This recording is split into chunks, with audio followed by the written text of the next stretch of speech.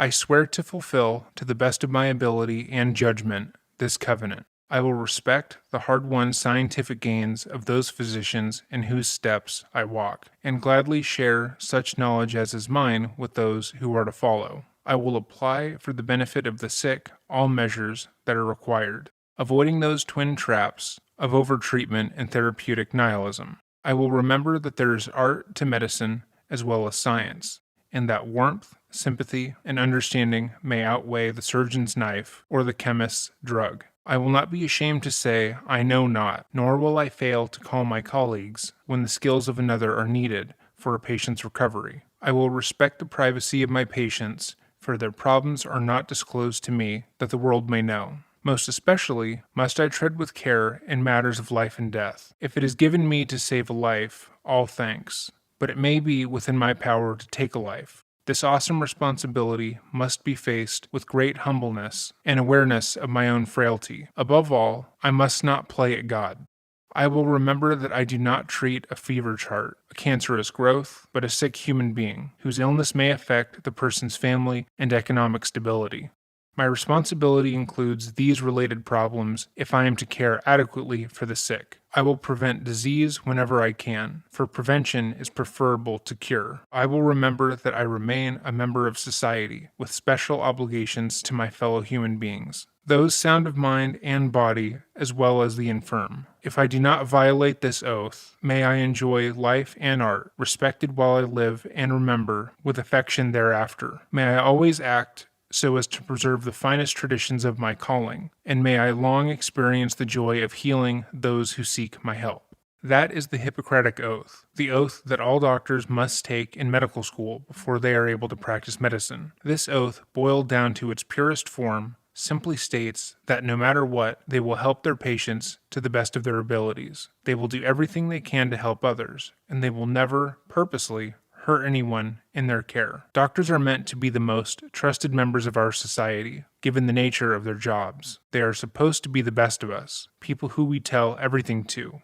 who fix us from the inside out and send us on our way, the people we trust with our darkest secrets and our most intimate moments. But, as is often the case with positions of power, people that are attracted to those jobs aren't always so virtuous and often pursue that position with the want to harm others. And today's case is no different.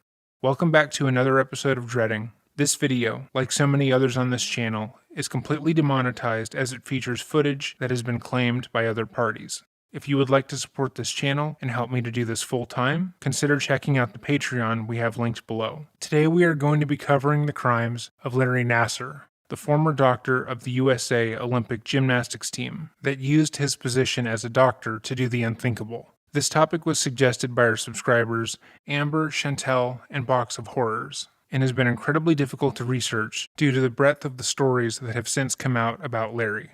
However, we tried to piece his life and crimes together in a succinct fashion while giving most of the stories that have come out their own space. If there are any other videos or topics you want me to cover, please leave them in the comments below, or feel free to email me at the email in the description box.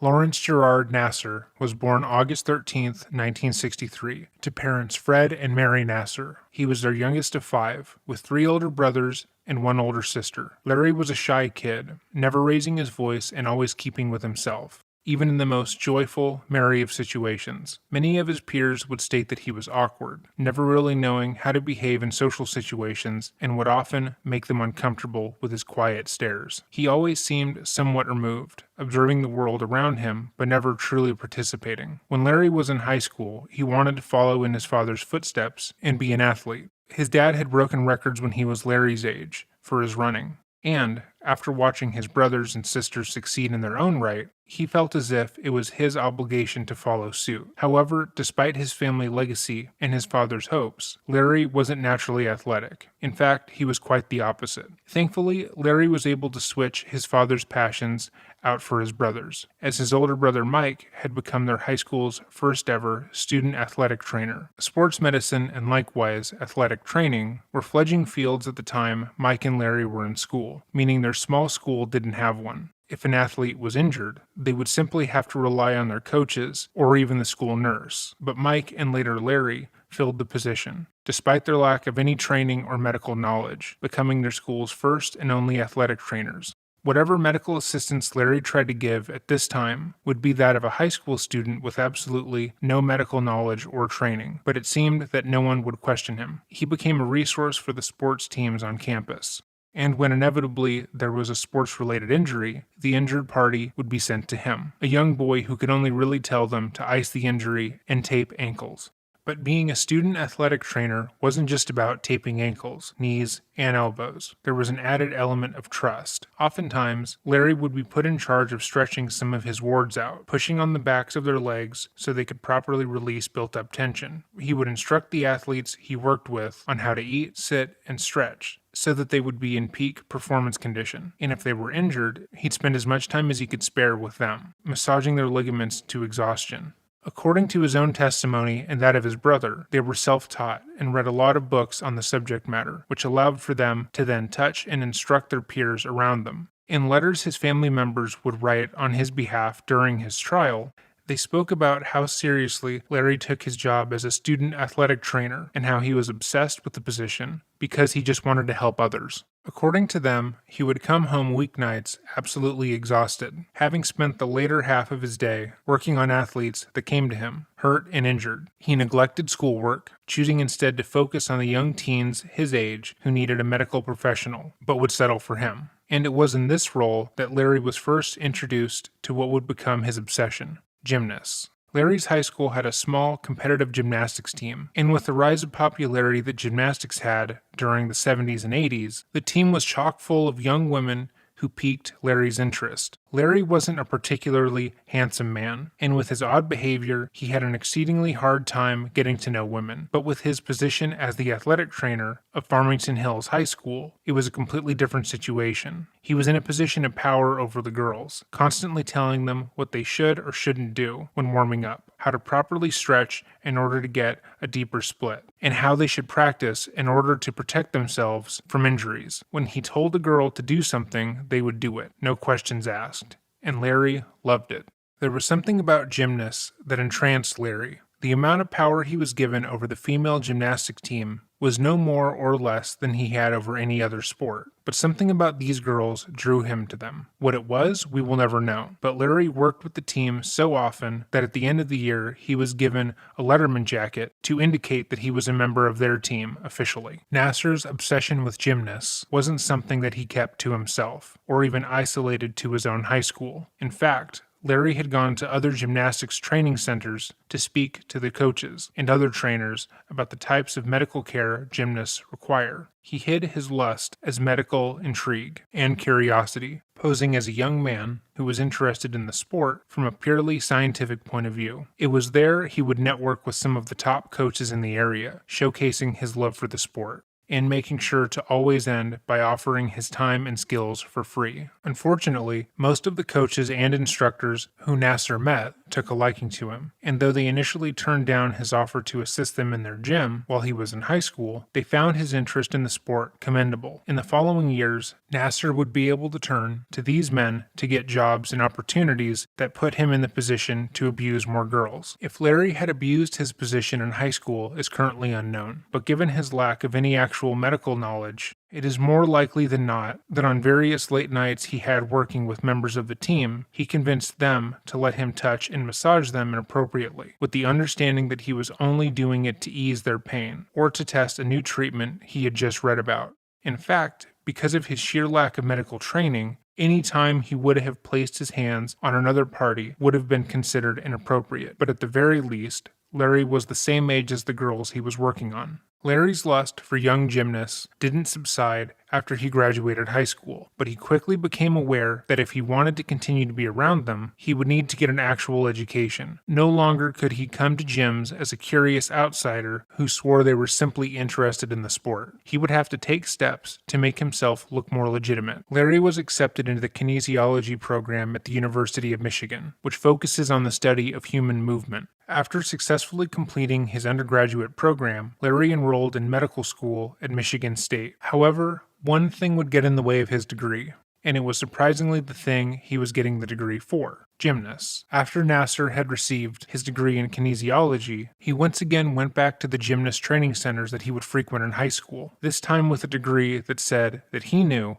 how to properly assess and treat the young girls who worked out 6 days a week there. These gyms, despite turning out some of the best gymnasts in the nation, were small and humble, with only a few trainers on staff. Like he had when he was still in high school, he offered his services as an athletic trainer for free, setting himself up in the back room of these gyms, and at times simply observing the girls as they trained in order to, quote-unquote, better assess their needs. Now that he had a degree and some basic medical knowledge they could benefit from, gyms jumped at the chance to have Larry work with them. Having any sort of medical staff or trainer on site was a huge score, and further legitimized their establishment. Gyms would boast about how they now had a dedicated trainer on site who would help with any serious injuries or ailments. Never mind the fact that he was still very much not a doctor, and shouldn't have been touching these young girls at all. No one seemed concerned with the fact that this man wanted to be around these girls so desperately, so much so that he was turning down actual jobs that paid actual money. Instead, they once again brushed it off as an academic intrigue and love for the sport. It is also said that despite Larry only being an athletic trainer at the time, and having no medical license to speak of, he somehow managed to write prescriptions for the athletes he treated, often supplying girls with painkillers and other drugs at the slightest injury. When these teams would go to competitions,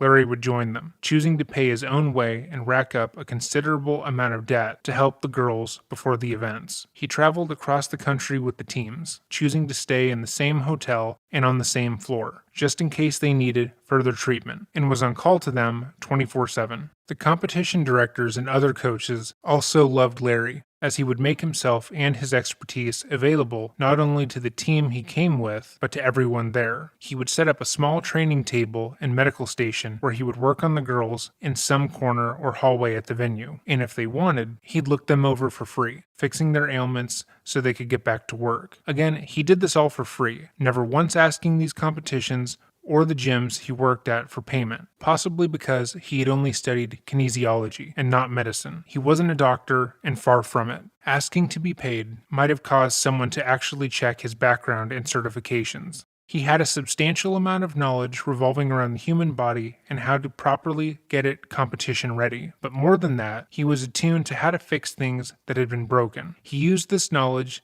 to subtly talk down to the people around him, which in turn led them to thinking he had more medical knowledge than he did. He would often sprinkle in medical terms into places they didn't necessarily belong, with the idea that if he carried himself as a doctor and an expert, most people would believe that this is what he was. Because of his subtle but effective manipulation, most people believed him to be just a kind trainer who was passionate about the sport of gymnastics. The girls who Larry treated, likewise, seemed to love him because he was usually the only adult presence in their life that wasn't outright overtly abusive, save their parents. The world of competitive gymnastics was cutthroat, with coaches heavily regimenting girls' eating schedules, working them to exhaustion, and berating them every single day. These girls were made to fear their bodies changing, putting on muscle, and eating by the adults around them, and nearly every day they were told that they were fat, ugly, and pathetic. There have been multiple exposés done on the toxic culture of gymnastics, with multiple independent reports citing that almost all athletes in the elite level of sport have some form of eating disorder, have self-harmed in some way, and deal with some form of body dysmorphia from the verbal abuse that is thrown their way. In multiple instances, owners of these gyms would physically push these young girls under the age of 18 to their breaking point, forcing their bodies to bend beyond what is humanly possible, causing irreparable damage to them. Coaches were feared and not loved. Training was grueling, never fun. And in multiple instances, former Olympic-level athletes have spoken about purposely injuring themselves so as to not have to do gymnastics anymore. Standing next to the coaches, Larry looked like a saint. He would present himself as kind, always wanting to help, and oftentimes would give the girls small candies to gain their favor. He seemed like the only adult present, save for maybe their parents, who would go out of his way to treat them with any sort of kindness, leading them to outright trusting him, and at times seeking him out. This was a disguise on Larry's part. The girls would already implicitly trust him based on the authority he had in the gym. He was their on-staff doctor and physical trainer. Not listening to him could mean further injury or hurt. But just getting the girls to trust him wasn't enough. They would have to like him and have to know that he was a good guy who cared for them. He was the guy who would sneak them chocolates when they were crying. He was the guy who would wrap their injuries so they could continue to train. And he was the guy who would give them massages in their intimate areas because he just wanted to help them. It was of the utmost importance that the girls around him liked him and trust him implicitly, so even they wouldn't know what he had done to them. To the girls he would assault in his small, windowless office, it would seem impossible that nice guy Larry Nassar could be hurting them when he was the only person who was being kind to them. Larry presented himself as the lesser of two evils, and for some of the girls who he would examine, it would take years for them to even realize that he had taken advantage of them, with some of his victims even defending him against the allegations before realizing they too had been victimized. Larry was providing multiple gyms with free athletic training, traveling to competitions on his own dime, and working with plenty of private clients all the while he was in medical school. Larry's insane schedule and his need to be around minors would prove to be too much for him, and in his first semester of medical school, he failed biochemistry. Thinking little of it and still not wanting to change his ways, Larry retook the course in his next semester, while still working closely with multiple gymnasts. And once again, he failed. Because of his failure to pass biochemistry, Larry was now in danger of failing out of medical school. But Larry already had friends in high places and had learned how to network his way out of issues. Using the connections he had gained through his years of working with some of the top gymnast trainers in the area, he was able to convince the school board to give him another shot and exchange his original 4-year plan with a 5-year plan. The board agreed to this, with the added caveat that Larry wasn't allowed to step foot in another gym until he had properly graduated. They had determined he had been unfocused with his gymnastics work, and only should be allowed back into these gyms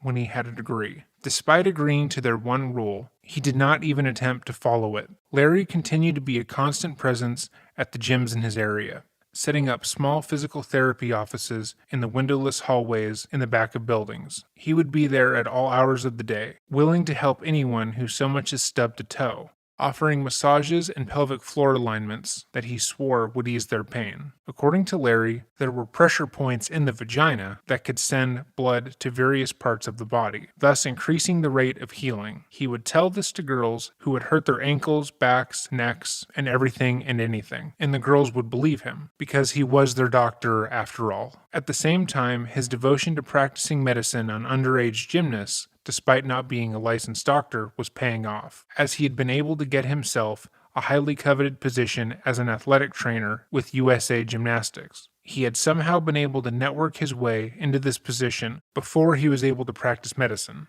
and was now part of an elite group of people who trained the upper echelon of athletes. Despite Larry going back on his word and continuing to work as an athletic trainer in multiple gyms, he was somehow able to graduate from Michigan State and officially become a doctor of osteopathic medicine. With this doctorate under his belt, he had everything he needed to climb the ranks of the athletic training program. Nassar began to work in multiple different positions, for multiple different organizations, in multiple different capacities, consistently rising up the medical ranks until he was the absolute authority when it came to taking care of young gymnasts. He became the gymnastic team physician and assistant professor at Michigan State University. He also worked at the Caroli Ranch, which was a training camp for Olympic-level young gymnasts that didn't allow parents to be present, and he served as the national medical coordinator for USA Gymnastics. Nassar was a well-respected, well-liked man with a loving family who seemingly could do no wrong. But just like so many other people we have covered on this channel, Nassar's outward appearance and personality was meant to disguise the man he really was, and it would take multiple decades, 5 different investigations, and multiple women speaking out against him for his facade to finally fall. Before we go any further, the next section of this video is going to include details of how Larry Nassar sexually assaulted and molested hundreds of girls during his time working as an athletic trainer. If that is not something you are prepared to take in, please pause the video now and go to the description below. Timestamps are provided to skip to other parts of the video, like the interviews he did with law enforcement, his trial, and more. Any section of the video that starts with a year is going to be an in-depth look into what he was doing and how he was using his position to harm others. If you feel the need to click off the video now, please do so for your own mental well-being.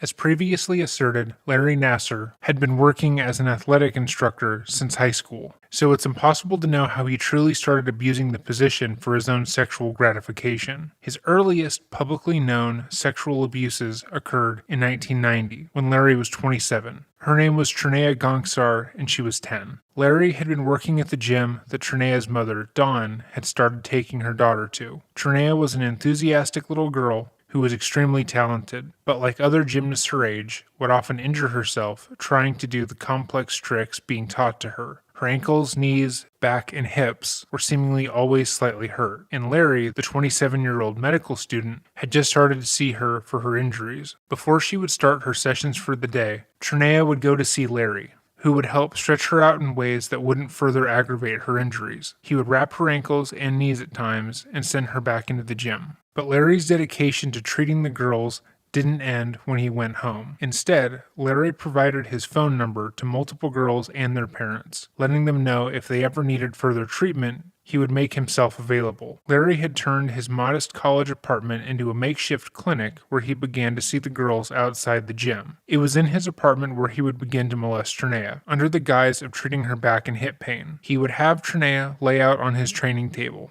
stretch out her body, and begin to perform what he called vaginal manipulations. According to Larry, he could realign her back and hips through her vagina, which would ease her back pain. He also would state that there are many pressure points inside the vagina that could send blood to various parts of the body and accelerate healing. This was, of course, untrue. He started treating Trinea when she was just 10 years old, in his apartment, and would continue this treatment for years. Because of her age and his position in her life as a doctor and family friend, it didn't occur to Trinea that what he had done was anything near sexual assault. In her mind, he was too nice of a guy to do that, and he made it seem like a legitimate medical procedure to her. It wouldn't be until decades later that Trinea would understand what he had done to her, and how he had molested her when she was only 10 years old. At the same time, Larry was molesting Gongsar. He was likewise molesting other members of their gym. Sarah Turisti was a 14-year-old when she started being molested by Larry, when a previous rib cage injury started giving her pause. Larry used the injury as a pretense to, on multiple occasions, rub ice on her bare chest and breasts. In at least one instance, the owner of the gym, John Geddert, who later would also be accused of sexual assault as well as human trafficking, walked in on Larry's treatments and commented on the size of Sarah's breasts. Because someone had come in during the treatment and had seen what Larry had been doing, Sarah thought it must have been normal, that what he was doing had actual medical backing. But it still made her uncomfortable. On multiple occasions, after he finished rubbing ice on her chest, he would angrily have her get dressed, refusing to look at her. Turisti would recall that after, there was always a musty smell in the room, a smell she now recognizes as being semen. As time went on, Larry got more and more confident in his actions. He began to realize that most of the parents and coaches around him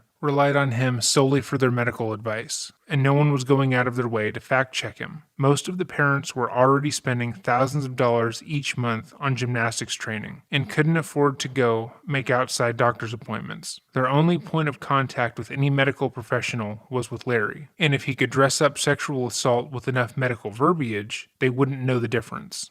Who were they to say that what he was doing wasn't a type of physical therapy? He was the expert after all. If he stated that he could fix someone's back by massaging their genitals, they would simply believe him.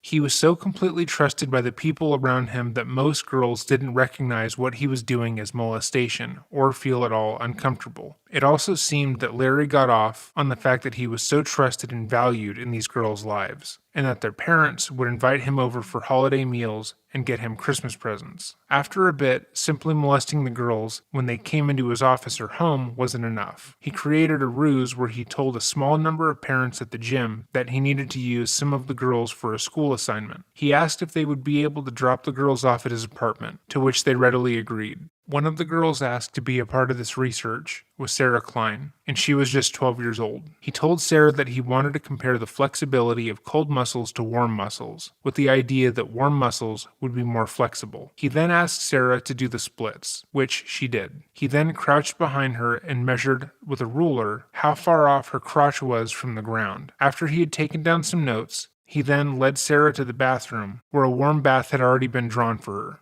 He instructed Sarah to get undressed and sit in the bath for 15 minutes. This was, of course, so her muscles would warm up. Larry would make a show out of not wanting to see her naked, and for the entire 15 minutes would leave Sarah in the bathroom with a small egg timer left on the toilet. When the timer would go off, he would come back into the room, ask Sarah to get redressed, and then have her go back into the living room, where she would once again go down into the splits. He once again measured the distance, and then told her, for a reward for helping him, he would give her a massage, and then would assault her. Olympian Jamie Dancher would also go on to be assaulted by Larry in 1994. According to Jamie, she was just 12 years old when she started to see Larry, and the abuse continued over a 6-year period of time. She originally came to see Larry for lower back pain, and like he usually did, he found some way to sell the fact that there was a vaginal massage that would cure it. According to Dancher, he would put his ungloved fingers inside of her. He would then push her hips back until he heard a pop. It's upsetting but important to note that when Larry would assault these girls, he did so without gloves, and usually without lotion. He would try to stimulate the girls and use that as lubrication, because in his mind, that was akin to consent. Him choosing not to use gloves is incredibly important to state, because in medical scenarios, when someone is being properly examined by a professional, gloves and sterilization are key. No industry professional would work without them, as it could lead to vaginal infections and misunderstandings. But because Larry wasn't actually trying to help the girls he was seeing, he would never wear them. This then led to multiple girls being diagnosed with UTIs, bladder infections, and more. By 1996, Larry had assaulted tens of young girls, all of which had yet to turn 18. In some cases, Larry would record treatments he would give to these girls, stating that they would be used to properly illustrate his techniques, and were in no way meant to be sexual. But he was far from finished. In fact, he had just started. John Geddert was the owner of the Twist Stars USA Gymnastics Center, where Larry worked out for more than a quarter of a century. He and Larry grew up quite close when they met at the Great Lakes Gymnastics Club, and a lot of the opportunities that were afforded to Larry were gained through his friendship with Geddert. In most reports about Larry Nassar, it becomes obvious that the reason Nassar was able to rise ranks and gain more power and influence in the USA Gymnastics arena was because he was not alone in abusing girls in their care. While he might be the most known predator, he was far from the only one. John Geddert, likewise, also abused gymnasts who came to see him, usually the same gymnasts who are also being abused by Nassar. We already established that Geddert entered the room at least one time while Larry was inappropriately touching and massaging a 14-year-old's breasts, and made a comment about their size. However, another woman would come forward and state that while she was being penetrated by Nassar's fingers in his office, Geddert was likewise in the room, talking and making jokes. Another former gymnast would come forward later and state that in one instance, Geddert had followed her into the locker room after practice, thrown her up against a wall, and sexually assaulted her. He then told her to kill herself because she had done such a bad job at practice. She was just 14. Separately, Michaela Thrush spoke about how Geddert likewise assaulted her, and in a statement directed at John, said, "Do you remember the time you got so mad at me that you threw me on top of the low bar, ruptured lymph nodes in my neck, gave me a black eye, and tore the muscles in my stomach? Well, you did, and that ended my career. You told me to kill myself not just once, but many other times, and unfortunately, I let you get the best of me, because after you ended my career, I tried." To say that John was abusive would be an understatement. He made an environment that was so toxic, so absolutely ripe with fear, that none of the girls who were put in his care felt at all comfortable to tell him about how Larry had been assaulting them. They felt that while what Larry did was wrong, he was at least nice to them, and how Geddert behaved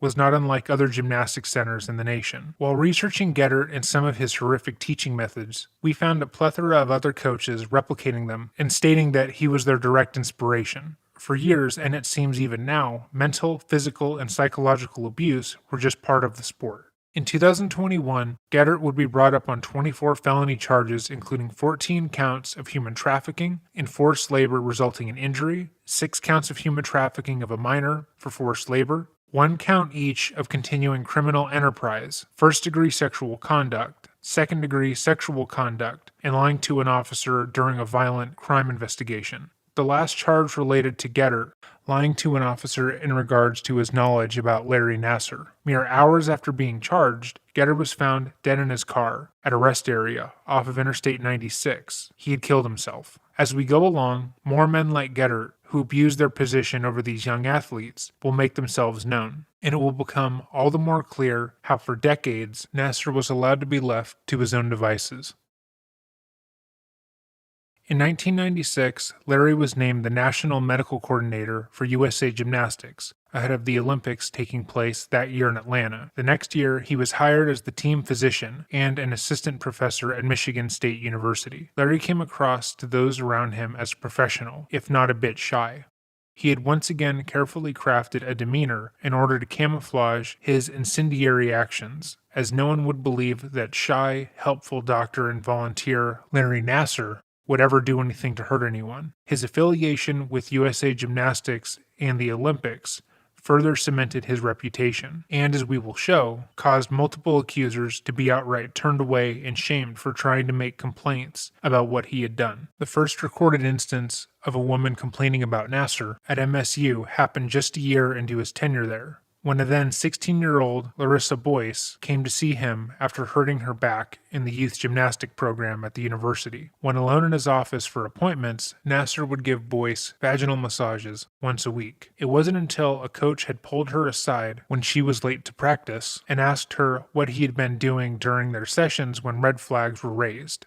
At which point, the coach encouraged her to report Nassar to the university's gymnastic coach, Kathy Klages. Kathy Klages was a renowned gymnastics coach who had learned everything she knew from her mentor, John Geddert. She likewise was also well aware of Larry before he was hired as the team physician, and was friends with both men who would later be charged for their crimes. Though Klages had a softer touch than Geddert when it came to training, and never seemed to physically assault any of her gymnasts, her ties to him and his teaching methods meant that Kathy was more than willing to turn a blind eye, especially if it meant further accolades for herself. Much like the case with Jeffrey Epstein, you simply couldn't be around Geddert without hearing the abuse he would throw at the girls, and that was something she was more than comfortable with. When Larissa Boyce entered her office and told her what Larry had been doing to her every time she saw him for the 4 weeks, Kathy defended Nassar, telling Boyce she must have misunderstood what was happening. Larry was a good guy. He had a family, he volunteered at high schools in the area, and he donated his time to helping girls just like Larissa. Why would he risk it all just to assault her? He wouldn't, Kathy stated. She clearly didn't get what was happening and was too immature to know the difference between a medical procedure and sexual assault. Larissa remained steadfast in her claim, saying that Larry had inappropriately touched her, going so far as to say he fingered her. Kathy began to get upset, and, in a move that was seemingly meant to embarrass Larissa, called the team into her small office and asked them if Nassar had ever done the same to any of them. Klages made the entire team aware of Boyce's assault and the details therein, clearly expecting that no one else would speak up if Nassar had done the same to them. However, another team member who was 14 years old at the time confirmed to Klages that she had also been molested. She stated that Nassar had done the same thing to her multiple times over, and it made her feel uncomfortable. After she had come forward, Klages excused the rest of the team, and then verbally berated both girls, shaming them for trying to ruin a good man's life because they couldn't understand that he was trying to help them. She ended by telling both of the girls that she, quote-unquote, could file the complaint, but there was going to be serious consequences if she did, for both Nassar and the girls. Both girls felt humiliated and stupid, and ultimately didn't file a formal complaint. Klages, for her part, states that now she doesn't remember any such exchange ever happening, but did note that after their conversation in her office, she made Nassar aware of what had happened. 2 years after Boyce had been shamed into silence, another athlete would come forward to their coach about what Larry had done to them. Christy Aschenbach was a track and cross-country runner who had hurt her right hamstring earlier in the year. She had been to 15 other medical specialists in the area before she had been referred to Nassar. She went on one visit, and much like he had been doing for almost a full decade at this point, he molested her. He told her that he had his own way of treating people and that he needed to go inside of her to manipulate her pelvic floor in order to help with any problems she might be having. He insisted that most female problems could be fixed with his method, which is absolutely idiotic. However, because of his reputation as an Olympic doctor, she was inclined to trust him. But when he touched her, she knew something was wrong. After she left the appointment, she called her parents and told them what had happened. They told her she needed to speak to someone to report what had happened. With that in mind, she reached out to the assistant coach for the cross-country team, Kelly Burt, who replied, "He's an Olympic doctor. He should know what he's doing." Kelly's outright dismissal of Christie's claims were enough for her not to want to pursue anything further. She was ashamed and ultimately embarrassed. Much like Kathy Clage before her, Kelly states she doesn't remember anything like that occurring. She was not connected to Larry in any way and currently states that she would have reported any assault had she been aware of it occurring. A year after, another woman would come forward. Tiffany Thomas Lopez. Tiffany was a softball player at MSU who had developed lower back pain. She was likewise referred to Nassar, who immediately began to assault her. She felt incredibly uncomfortable and would often ditch her appointments with Nassar, giving various excuses as to why she couldn't make it. Her back pain only got worse as time went on, and while at a softball tournament, Tiffany asked one of the team trainers, Liana Hayden, if she would help her. Desperate for any kind of relief, she told Liana about what Nassar would do to her in their sessions, and how he said it would cure her back pain, and Liana was revolted. She immediately told Tiffany she had been assaulted, and that there was no medical reason for him to penetrate her. Liana told her to report Nassar to Destiny Tischnor-Hawk, who was another athletic trainer at MSU. After the tournament was over, Taylor did just that, but was told by Destiny that they could make a complaint, but what Nassar had done, in fact, had been a medical treatment, and that she was making a mountain out of a molehill. She assured Lopez that Nassar was a very accredited doctor who knew what he was doing, and if she wanted to make a complaint, she would have to be okay with ruining a man's life. Because of Destiny's assurance, Tiffany dropped her complaint, once again feeling embarrassed and stupid because the people who were paid to protect her had told her that she had simply misunderstood. 2 years after Tiffany had spoken to Liana about what Larry had done, another girl, Jennifer Rude Bedford, made a similar complaint to her. She talked about how he had assaulted her when she came to see him for treatment, and Hayden, unlike with Tiffany, told her not to make a complaint. She told her that it would make her look bad to file a complaint against him, seeing as he was doing nothing wrong. She would look like a liar who was crying rape, and if she wasn't 100% certain that it was a medical procedure, she should let it go. In response to claims that they had actively lied and discouraged girls from coming forward and making complaints against Nassar, Hayden, currently working as an athletic trainer at MSU, declined to comment. However, in the 2014 investigation into Nassar, when Tischnor-Hawk was interviewed, she stated that she had never had a complaint about him in 17 years. 3 years later, in another interview for another investigation into Nassar's misconduct, she stated once more she had never had an athlete complain about Nassar. For every girl who complained and came forward,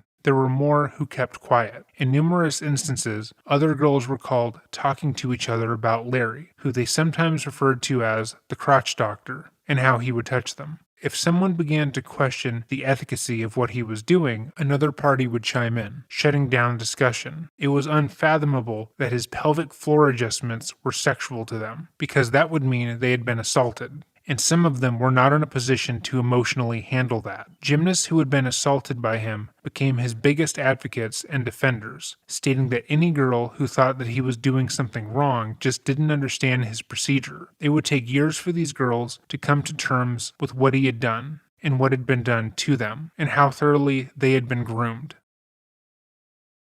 While Nassar was making a name for himself on the MSU campus, he continued to grow bolder. He began to bring his work home with him, literally, setting up a workstation in the basement of his house that he shared with his new wife, and at times having gymnasts come over for treatments. He had been able to make molesting girls into his full-time job, and he had even been able to do so in front of their parents. He felt as if he could talk himself out and get away with anything, and he was pretty much right. Kyle Stevens wasn't a client, she wasn't involved in gymnastics, and she didn't know Nassar as a doctor.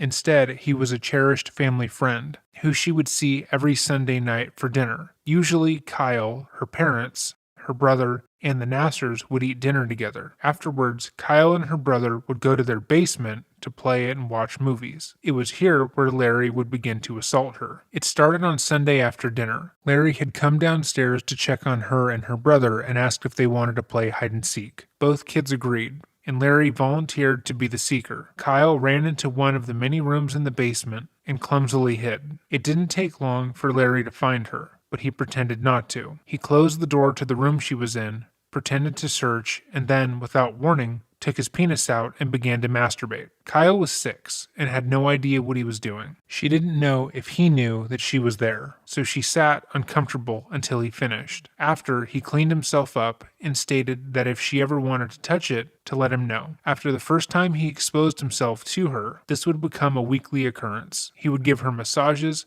have her sit on his lap, and would often touch himself in front of her. She was unsure about what to do, but when she was in the 6th grade in 2004, she decided she was going to tell her parents. However, they didn't believe her. Kyle's parents brought her to see a psychiatrist at MSU, Dr. Gary Stolik. He interrogated her and made her feel that she had done something wrong. He treated her like a hostile witness, and when she began to retreat inwards, he declared to her parents that she had simply lied. After her appointment, Kyle's mother and father spoke to Nassar, telling him what she had done, and he, of course, outright denied the abuse. He sat across from her and told her that if something like what she was alleging ever really happened to her, she needed to tell someone and be honest. Her parents apologized to Larry for their daughter's claim and maintained that they didn't believe her. They would continue to go to the house every week, but after that, the abuse stopped. Kyle's parents would later realize that she had in fact not been lying. They would try to repair their relationship, but unfortunately, Kyle's father would end up killing himself, in part due to what had happened to his daughter and how he had failed to protect her. Dr. Stolik, who had outright called Kyle a liar, worked tirelessly to defend his MSU co-worker and would later state that he, like Kathy Clage and Destiny Tishnor-Hawk, had no memory of this encounter with the Stevens family. He would also state that when he had retired, he had destroyed most of his records, which is why there was no physical proof of this conversation ever happening. At this point, Larry felt truly untouchable. He had molested girls in front of his employer, he had touched girls in front of their parents, and he had been defended against multiple complaints by other staff members at MSU, and he had just effectively convinced a girl's parents that he hadn't molested her, even though he had while they were under his roof, no less. Whatever consequence he'd previously been fearful of was no more, and he would only get worse. One thing that Larry's defenders would often state is that his victims simply didn't understand what he was trying to do. They would downplay his touches and imply that his victims had dirty minds for even thinking that an adult man inserting his fingers into them was inappropriate. He was a doctor, after all, working to help them, and he got absolutely no sexual gratification from what he did. Just because he touched you didn't mean he enjoyed it, they would say. However, that defense would fly directly out of the window in 2004, when Larry solicited and received child pornography for the first time. When this fact was eventually revealed in court, every naysayer immediately changed their tune, and hundreds of girls realized that how he had touched them had been in fact inappropriate. He had just groomed them into thinking otherwise. At the same time as him buying thousands of images of child pornography, Larry began to abuse a 17-year-old girl who was dealing with scoliosis. Her name was Brianne Randall Gay, and after her second appointment with Larry, she went to the police. Brianne detailed what he had done to her, how he had massaged her back the way he did in her first session, then began to massage her butt. According to her report, he then moved his hand to her crotch and began to massage her vagina, telling her that this would relieve her tension. He then inserted his finger into her for about 20 minutes. After he had finished there, he moved on and began to massage her neck. He stayed there for less than a minute before maneuvering his hands under her clothing and massaging her breast. He once again assured her that touching her chest would relieve all the tension in her back and butt, and continued to fondle her for 15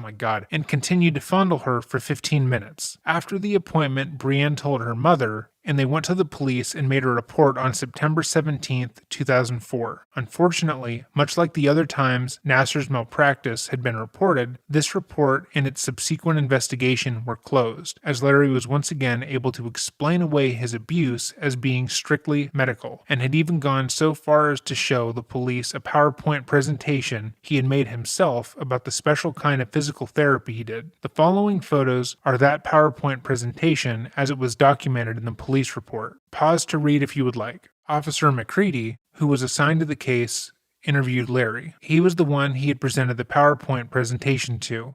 According to him, as stated on the official police report, Dr. Nassar advised me that he had indeed touched Breanne Randall in the perineum, applying pressure with his fingers as he did so. He further indicated that this procedure is a medical technique known as sacrotuberous ligament release. Dr. Nassar explained that the sacrotuberous ligament goes through the pelvic region, and in order to relieve lower back pain as well as upper leg pain, which the complainant Breanne Randall was experiencing due to her scoliosis, he was required to touch said region. He indicated that the hamstring is affected, as well as the lower back, when this area is palpated. Dr. Nassar went on to say that this technique has been published in medical journals, instructing the same are available to physicians throughout the United States. He agreed to provide me with a PowerPoint presentation, in which the medical procedure is explained in detail. After that one interview, McCready closed the case, informing Breanne and her mother that it had been a pretty straightforward medical procedure and she had misunderstood. After Nassar's crimes were revealed, and it was discovered that the police had been contacted multiple times about what he had done, the Meridian Township Police Department launched a full investigation as to why nothing materialized after this complaint. The reason the investigation found was that the police had simply taken Nassar's word for it. In response to the question of if the investigation had consulted any other medical expert about Larry's procedures, the answer was no, with McCready stating that he believed Nassar's lies. He then stated that he couldn't just walk into a doctor's office and ask them questions about something like this, and went further to state that it was not his responsibility to do so, but rather that would fall on a prosecutor if this was taken to court, which it couldn't have been because McCready also didn't submit the case to the prosecution office. Once again, Larry felt untouchable. Using just a PowerPoint presentation, he had been able to sell a police officer on the fact that he could treat back pain in women by molesting them, nearly no questions asked. Larry truly felt as if there was nothing that could stop him, and would continue to molest every girl that he could, knowing that he was protected on all sides. As time went on, Nassar continued to molest nearly every girl he saw, and on the road to the 2012 London Olympics, Nassar made it a point to molest every young girl who was on the team, including Michaela Maroney. Michaela had met Nassar at a training camp when she was just 13 years old, and he had begun molesting her almost immediately. He told her that his massages were meant to help her feel good and perform better, and she believed him, but always felt like something was wrong. In 2011, Michaela was traveling with the Olympic gymnastics team in Tokyo when Nassar took his molestation further. While on the plane, Nassar had given her a sleeping pill. However, by the time their flight had landed, the effects had not yet worn off. She was dizzy and completely out of sorts, and somehow Nassar was able to bring her back to his own room. Michaela doesn't remember everything that happened to her, but when she came to, she was naked and he was pleasuring himself.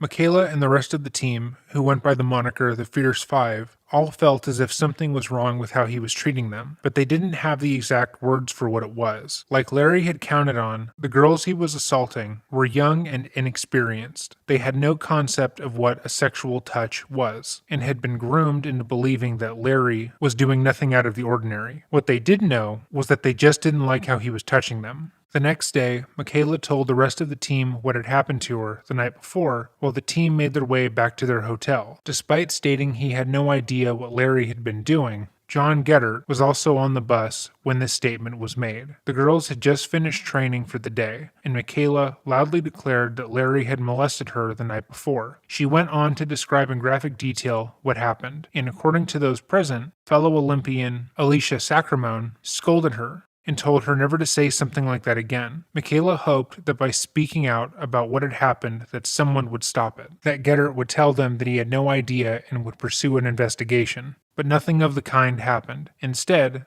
the girls began to talk amongst themselves, bonding over their shared trauma. Some still believed that what Larry was doing wasn't actually assault, that their bodies were sending them weird signals over a very common medical procedure. They didn't want to believe that this man they had known for as long as they did had been assaulting them the entire time, and pointedly shut down any conversation that even suggested what he was doing was wrong.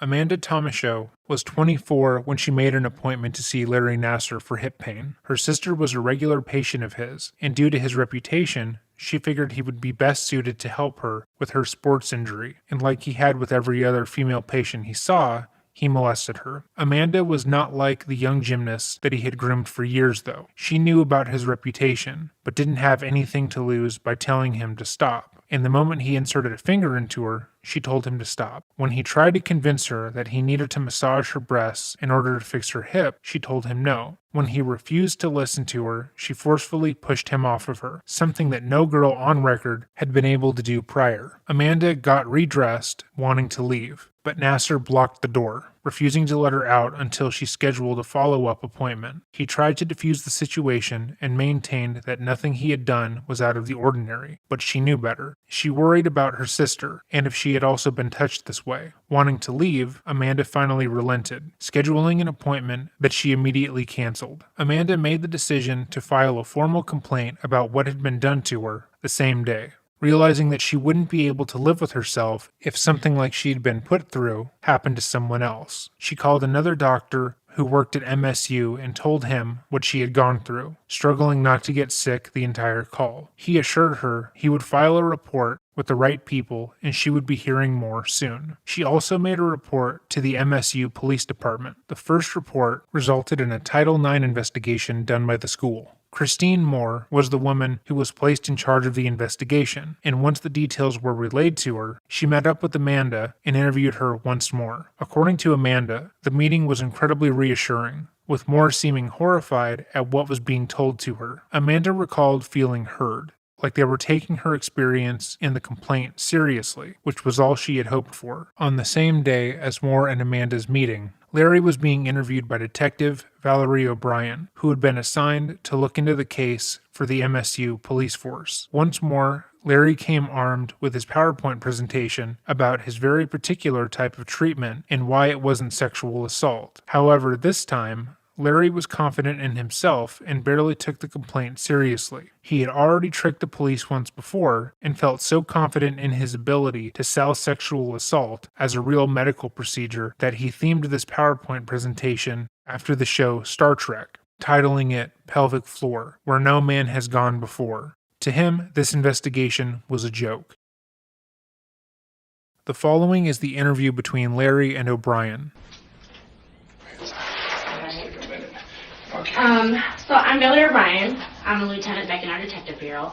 Obviously, it's been told to you that I was going to contact you. Someone was. I didn't know who or what, but I thank goodness, because I couldn't imagine that I was waiting, it's like, Right. Somebody call. Okay. You know what I mean? I've asked you to come in here voluntarily, Right. because this is under investigation. Right. So obviously, I need to find out from you, Right. from your perception, your side of things, what happened. Right, exactly. I've got to record it in here, Oh, just because that's what we do for interviews, so Right. just so you know, it is recorded. Right. But we do that for, most people that we bring in here. Right. At any time you feel you want to get the heck out of here, you can get out, walk out, my feelings won't be hurt, okay? So I guess what I'm looking for is, first, do you have a driver's license? Just to fully identify you. Oh, yeah. I recognize you by face, but... No worries. Do you need me to take it out? Thank you. Do you need my faculty card? Nope, that's okay. And this is your current address still?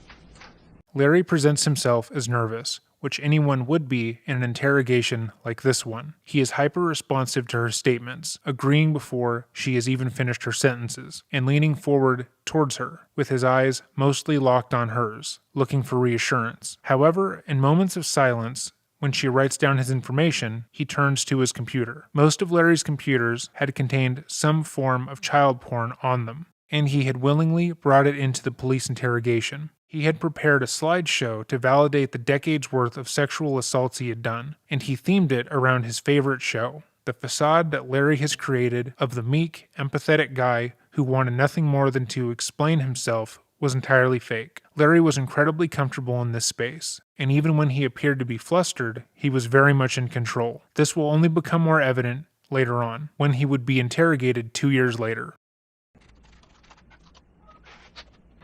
And then, do you have a cell phone that you prefer to be contacted Yeah. as opposed to me? When I called the house, I didn't say where I was from. Well, that's my wife's phone. That's fine. Okay, all right. That's totally fine. I didn't know, so I Yeah. just, If my phone, if no one's there, my cell is. all right. And then I had sent you an email too, which you obviously can disregard. Oh, So, okay. I'm not good at emails. no, that's all right. You know. Sometimes Yeah. some people are, and sometimes Yeah. some people aren't. Yeah. So the reason for the delay in me contacting you is because obviously you know the mandatory reporting protocols on campus. No? No. Okay. So basically what happens is that it sounds like there was a complaint made over at MSU Sports Medicine, Right. which triggers some mandatory reporting protocols. Right. So what happens is the Office for Inclusion is a mandatory reporter here to the police department. Okay. So they contacted me, Okay. at which time I had to wait for the person who was going to file the report to get back into town because they were out of town. Oh, okay. So I was able to meet with her today, Okay. which is why the delay, so I apologize Okay, for no that. worries. Okay. So obviously a little bit stressful for you Just because waiting in waiting. you're wondering. Right. And so what I also do is I ask Office for Inclusion to kind of hold off, so to speak, because I like to put any type of police investigation in front of an administrative investigation. But Right. obviously you probably feel the other is more important because it's Well, affecting your employment. everything. Well, it's affecting her. That's my, Right. it's like I want to make sure that this gets resolved so that there's better understanding. Okay, that to me, everything else is irrelevant. It's really, I feel like horrid that she would feel that way. And that's why I'm like, I got to get some resolution so Right. that I know that I'm not allowed to talk to her and everything, but it's good to talk. It's good to talk. So what is your, and again, I'm kind of coming in the middle of this, what is your status then? And your employment has nothing to do with my investigation. That'll be with the Office for Inclusion. That's fine. So what is your, I called the office earlier. Again, I didn't say who I was, Okay, but okay. they had said you were out of the office for 5.5 weeks, so I assume. That was the dean to make sure that, until this investigation was over. Okay. You know what I mean? That's appropriate. That's understandable and Okay. understandable, right? So I'm doing my autism research right now. So he said, go do your research. I'm working on some development of classes. Okay, so you're just working from home Right, in the exactly. meantime? Right. Okay, pending a resolution of the university's investigation, I assume? Right. That to me is the appropriate thing. If someone says that, then I shouldn't be in contact with patients. You know what I mean? So this is a Right. voluntary, totally voluntary. Okay. It's like, I sat down and talked with the dean over lunch hour on Friday. Okay. And we said, you know what, this was probably the smartest thing. So because, that's, if someone is saying that, then it's hard because I'm used to being on the other side. Right. The advocate, Right. you know what I mean? Right. And I'm like, no, then that is totally appropriate. So Okay. that's why we're doing this more as a voluntary, thing, so that we don't have, why was he still seeing patients? Right, obviously from a liability standpoint for the university. Yeah, so that's. Well, it's great that's that your okay. understanding of that, obviously. I would encourage it. Right. So my disclaimer is I talk fast. So obviously you can Okay. probably already tell that. So if you need me to slow down, you got any questions, let me know. And I've had a lot of coffee today, so my caffeine is kicked in. So basically what I'd like to start is Sure. what you already know. So why don't we start with that, because it sounds like there's been some conversations that have already taken place. So I'd like to know what you know. What I was told was that, the patient was concerned that I was inappropriately touching her and didn't understand why. Okay.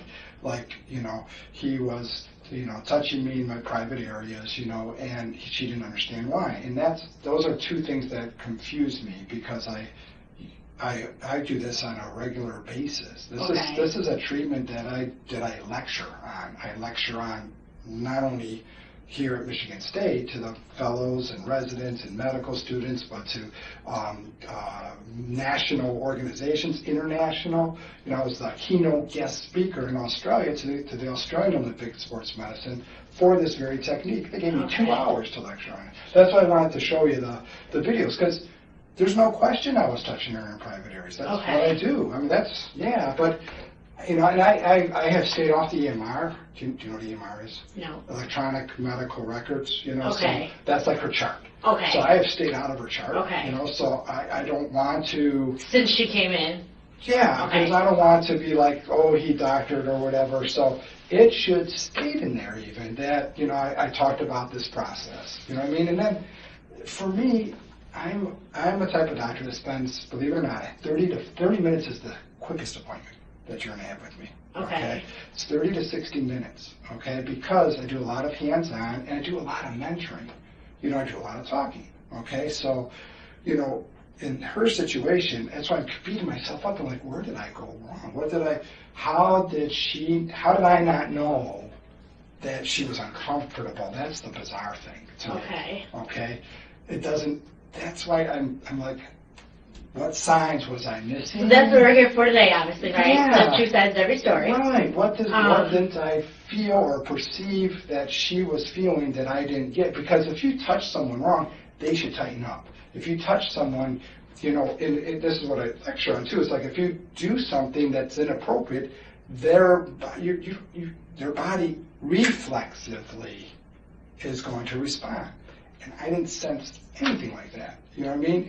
And that's why, okay, well, maybe I was just talking too much, you know, because I talk and, That's what you're saying. yeah.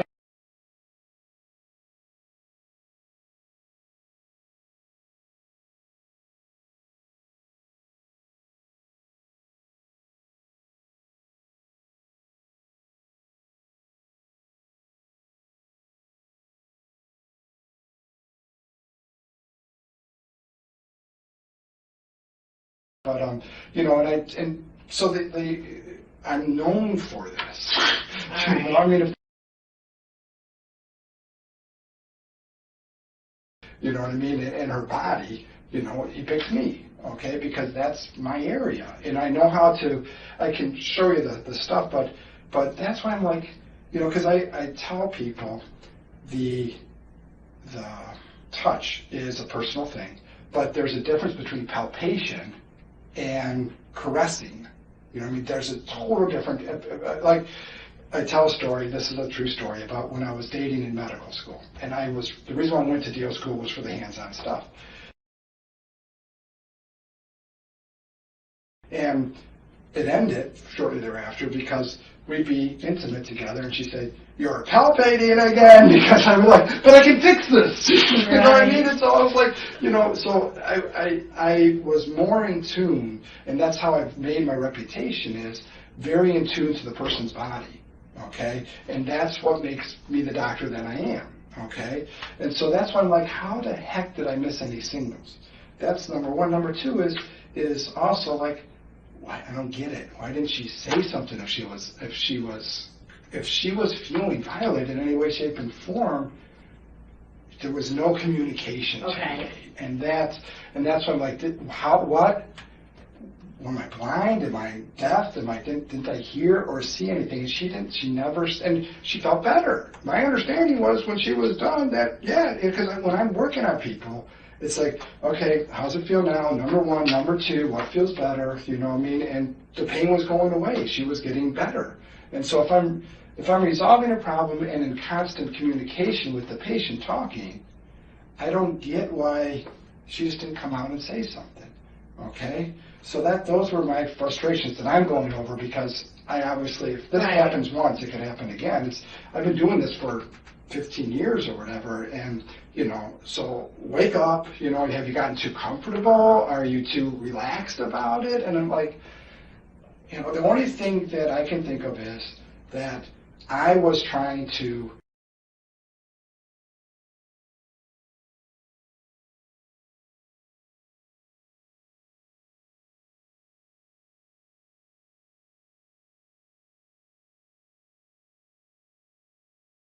whatever, you know, and she was like, boom, boom. And we were talking about that, you know what I mean? Because what I try and do is gain confidence in a person, and then I help them, you know, because I always tell people there's physical injury and there's mental injury. Right. And so much of it is more mental, you know, and people, okay. Right, very true. Okay, so if I can get to some of the causes of the pains, it's people, I get referred all the time, people have pain, they come to me, their pain goes away.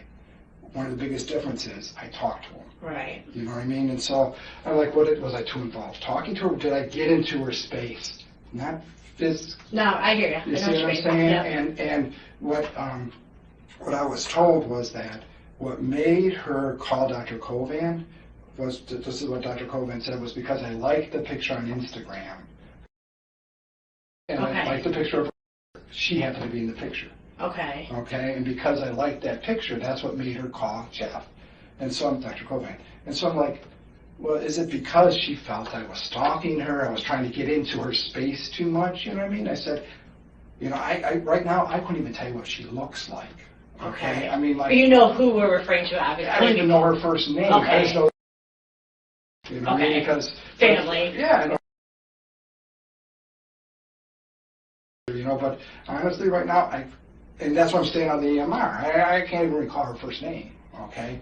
But it's like, what the heck, you know? So I'm trying to think to myself, you really screwed up because you got into her.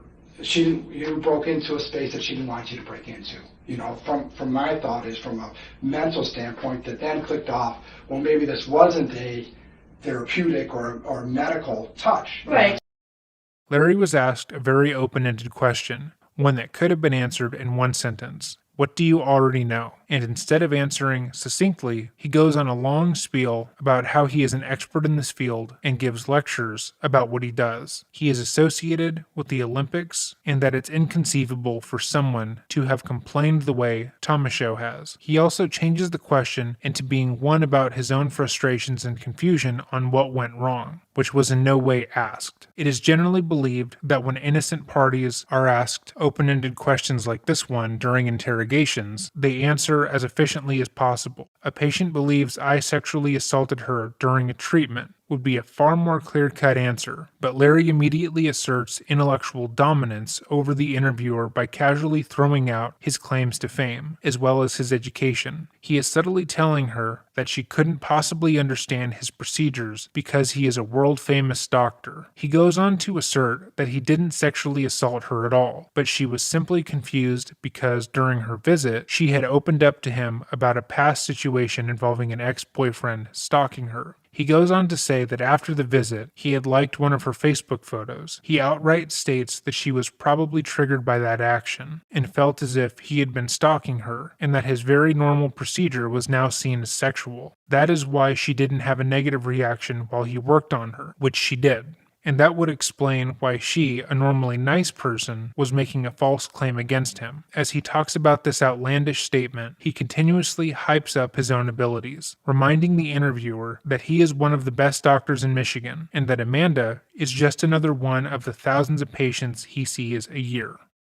Which that definitely could be part of the reason why she thinks Right. and why she's reporting what she is, which that is a portion of it. Right. So, what specifically did Dr. Kovan tell you that she... So is he the only one that spoke to you about this? Dr. Kovan told me that Dr. Dietzel, he's our clinical director. Okay. Right. So, and then, of course, the dean.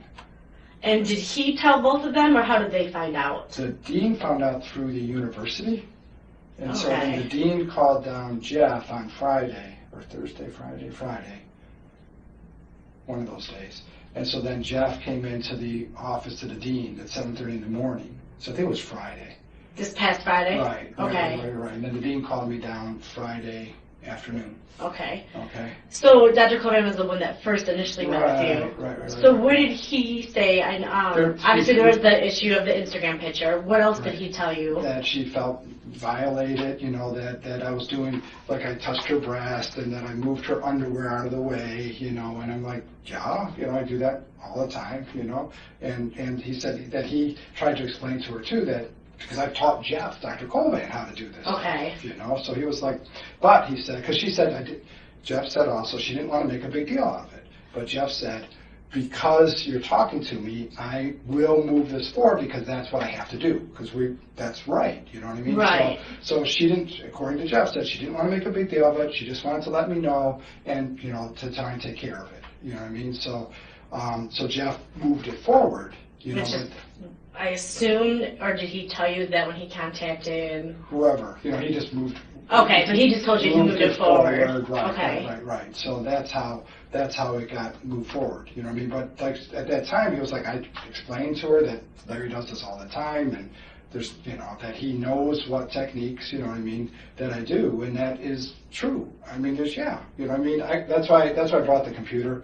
I think if you see the videos that I educate people on, you know what I mean, that's what I do, you know what I mean? And I can, if someone has a rib problem, you know what I mean, I can fix their rib, but if I can't, a lot of times you can't use the shoulder, there's myofascial techniques, I can fix their rib by having my hand on their bottom area, and I can fix their rib by, from above, okay? There's just myofascial techniques, but it's medical. That's the problem, like, how did she not...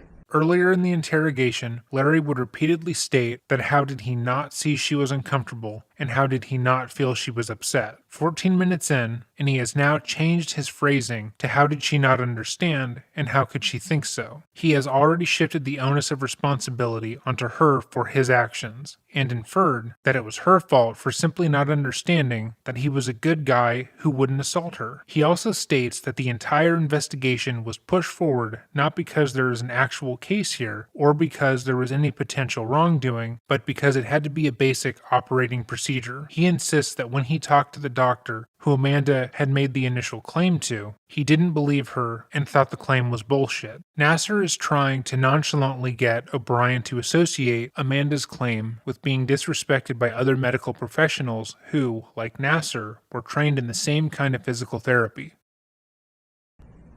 So those would be some of the things we work through, right? So what may be helpful is if we start off with the videos.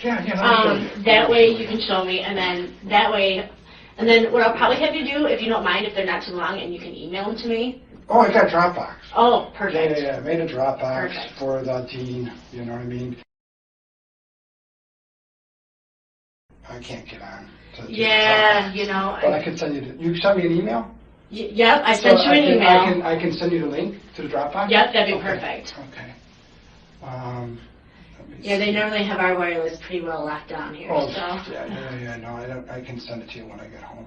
It'll be under sports medicine. I have it in so many different areas because this is my Australia. Okay, so this is what I was down in Australia doing the lecture, and it looks like I put a few in here. So this is what probably it looks like would be on the Dropbox, the majority of it. So let's go back in time. Okay, so this was like my first video that I ever made of this. It was made on a VHS tape. Oh, okay? Lord, yeah, we're going way back. Yeah, okay.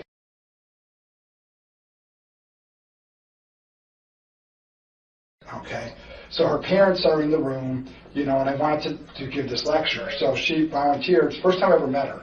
Okay, and she had see her chest movement, so that's her range of motion right now.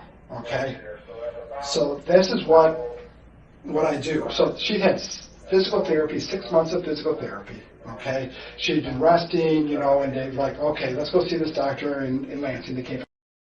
Okay, so I'm doing the palpation of this part, but let me just go forward here. But you can see where my hand is going here now, but that's nothing compared to what I'll show you. That's her strength there, okay, but right. Let me do this here. So I tested in different areas. So now she has pain there from this, but.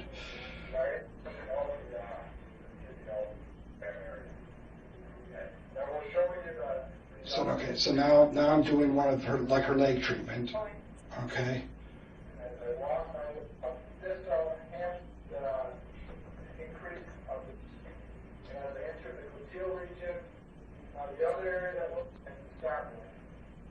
Go. Anyways, and then I work her up. I gotta keep going. This is just the video of it. No, that's okay. So now look at the range of motion just from that. Okay. Remember, the range of motion was here. Yeah. Okay. And then I worked the fascia up the rest of her back. Okay. So she came in with a hamstring problem. Okay. But so where am I working? You see what I'm saying? I always tell people it's like from your ponytail to your big toe. Okay? Now, for 6 months, and now look at this range of motion. One treatment. Okay? And that's where she couldn't get for 6 months. Okay? You start doing this, and it's without even stretching her.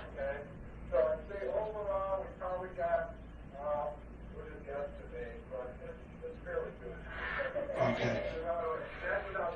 The voice is off, you know. No, that's okay. You know, but so you can see that it basically doubled her range of motion without even starting. Now I'm starting to do a little bit of stretching. That's the end point. You can tell when her body language is, you know. So that was like, okay. Back then, I was thinking I was treating like the operator internist. I was trying to figure it out. Okay. The way that I first started working in this area was a gymnast had a hamstring problem and said they weren't getting better, same type of situation, and she was guiding me. And she was like taking my hand, and I'm right in her vaginal area, and she said, that's it. And all of a sudden, with my hand there, her range of motion doubled. You know, I'm like, what the frick did I just do? And so I did all this research, and that's how I became known for this, because I did all this research to try and figure it out. And I met with Dr. Greenman, who was he's passed away now, but he wrote the book on osteopathic manual medicine, principles of manual medicine. And he's like, I think you're doing more sacrotuberous and pelvic floor as opposed to operator internist, you know. So, anyways, so that's why this is like, okay, that was the beginning. You can see how long ago that is. Yeah. So, you know, and this is what I made for the lecture, and I do these videos all the time and send them to like. Everyone leaves instead of paper, they do the video on their phone. Okay. Okay, like if I wanted to go see a therapist or a doctor in a different area. So these people came up from, here we go. So this is in my lecture that I give now. You can see this is in our new office and everything. Lotion, and this is for the myofascial release. Better quality, obviously, She because. does not have very good external rotation. She's got a, so when that happens like that, I don't want to twerk her. Now her parents are in the room, you know, for this too, of course.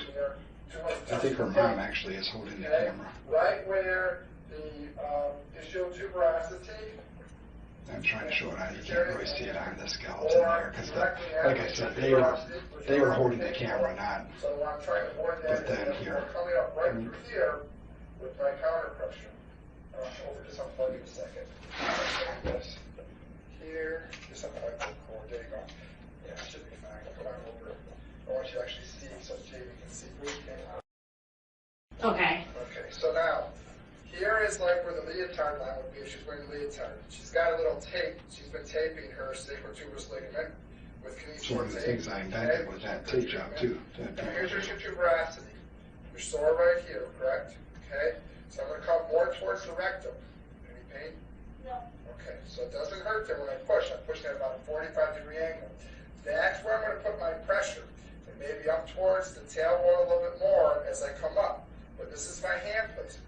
Sometimes my hand has to be actually down here, or I come across, so I'm on the pubic symphysis. Okay. And my hand supporting the pubic symphysis in the front. In the front. Yeah. Okay. I mean, yeah, I'm touching her areas. You know what I mean? That's reality. You know what I mean? That's. Sometimes I actually have to grab right here to apply that treatment process. Okay. So now I'm going to have you guys come back over here just so they can see where. Okay, so that is now what that's showing like hand placement, but what you can do with that, here's like IT band, pelvic floor. Let me go up to here's like ribs, I think. Okay, ready? So now we're going to work just on update it the again. outside up because she has that butt head connection where she had the when she flexed her neck. So I'm going to check her here now. So my other hand you can't see, but it's in the inner rectal vaginal area. Working half of the spine. Ligament. Oh wait, okay, this would be testing her. Okay, so listen to what she's saying. Now, again, I'm going to bring her leg slightly out. She's saying it now. Push on the tush. I'm going to bring her leg slightly out. Go back further. Okay, now, again, I'm going to bring her leg slightly out. Go back further. This So her pain. paraspinal. This is what I want to hear you say. Pain, yes, pain, yes. Did you hear that? Mm-hmm. Just briefly. That's what I'm doing up. So where's her pain? Is there pain? Is there pain? Is there pain? She had pain the whole way up, okay? And now I put my hand. To the ischial rectal fossa or the sacrotuberous ligament.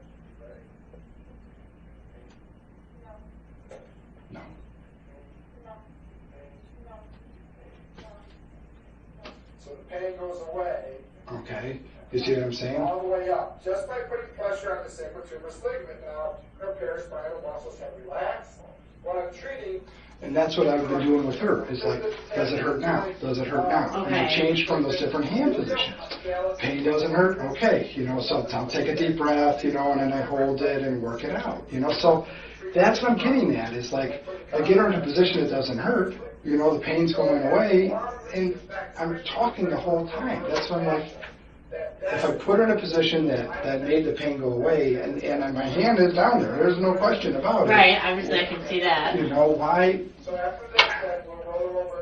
But it's a conversation too, you know what I mean? Number one, number two, you know, which feels better. And then I do this because I treat them seated, standing. So like here is even.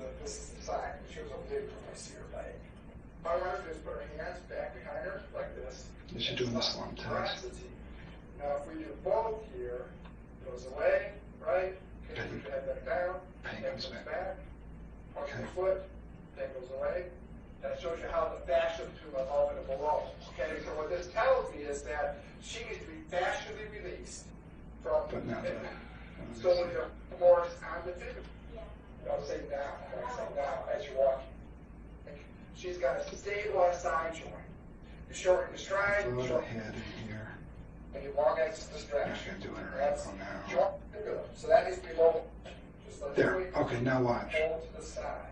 Sacrotuberous ligament, you Okay. relax and applying pressure this way. So I'm pulling out. So my hand's here, okay? She's sitting and I'm pulling this way. So she's going to be sitting on my hand. I didn't do this with her, but I'm just showing you that, you know, I do this in so many different positions. I do it standing too, okay? So now, she's legit sitting on my hand, okay? Coming up, you know, so you know bone to sit bone? Yeah. So my fingers are on the inside of that, between the two sit bones, pulling this way, okay?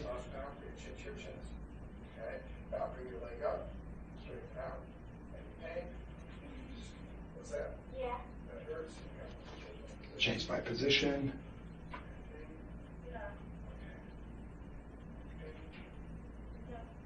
And the pain's gone, because I have to change the, okay? So that was painful, putting my hand there, changing it because there's different vectors, force assist. So it takes the pain away, you know, then okay, that tells me, okay, I need to do this, you know what I mean? So, and then I actually send them home with exercises. That's what I was going to ask. So then what is... She sits on her hand and she does some exercises. So let's, so, and then standing, do I have the one in here? No, I bet you that's just in the actual, this is like Botsford. I mean, I've done this lecture so many times. Let's just do Botsford. Is that, yeah, let's see if Botsford shows us the whatchamacallit one. I do. And then, so then do you tailor the exercises they need to do depending on positionally where... I have one patient that has to come in and she comes up and it's hers both sides. So she has to take both hands and push up. And it's the only, she's had pain for a year. Okay, and since I've been showing her how to do it, she goes home, does it, and she's treating herself, and she's back to doing gymnastics now. But it's because of all these nerves that pass through here too. It's anyway. So this is oh no, this is an older. The videos aren't connected. Larry could have shown her one lecture or the PowerPoint and been done with it, but he makes a point to stop in the middle and seek out others that have the same information. He is purposely making a show of how many times he has done this lecture, how normal the procedure he did on Amanda is, and how he's been doing this for years without any issues. He even made a point to showing a video that was originally filmed on VHS to drive in the point about how long he has been doing this. Go away. Sometimes when you convert them, I don't want, how about this one? I've been, you know, updating them, you know, and now it's like a PDF. This just shows the patterning of how through this ligament you go up and you affect the ribs, latissimus dorsi. This is all from where I found the research was in with Fleming. He did a lot of research on pregnant ladies. Okay, and so I used to joke that, I took what they do on pregnant ladies and converted to my athletes, because I work with gymnasts, dancers, and figure skaters. That's like 80%, 90% of all my patients. They're all hyperflexible. Right. What happens when you're pregnant? Relaxin comes out in your pelvis, and you get all these problems because of the pelvis relaxing to make room. So it's like, okay, that was, so the research that was done on pregnant ladies, with, following this all stuff, that's what Fleming's, it's in this textbook called Movement Stability and Low Back Pain, okay? And so we're trying to create stability. So it'll morph, it'll make sense to you as I go through it. But Larry shows quotes and research from other doctors and states that it's not just him doing these kinds of treatments, but he is keenly aware that what he is saying is going to be taken at face value, as he is the expert in the field. He misrepresents certain text in order to fit his own defense here, with the knowledge that even if she were to read the book, she wouldn't understand the conclusions being reached. anyways, these are from his textbook, showing you how this is not just me being crazy, man. This is Right.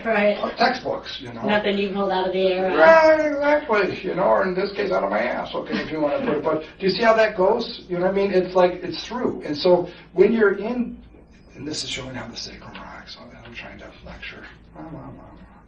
Okay, gait, how the gait is affected.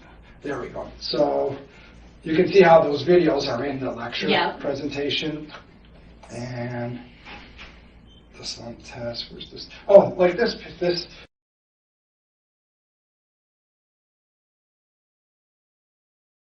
is pelvic Rollies. This is when we finally got tape on the back. Okay, and so she came in after 3-4 months of not being able to do her pose. Okay, her coach was a chiropractor.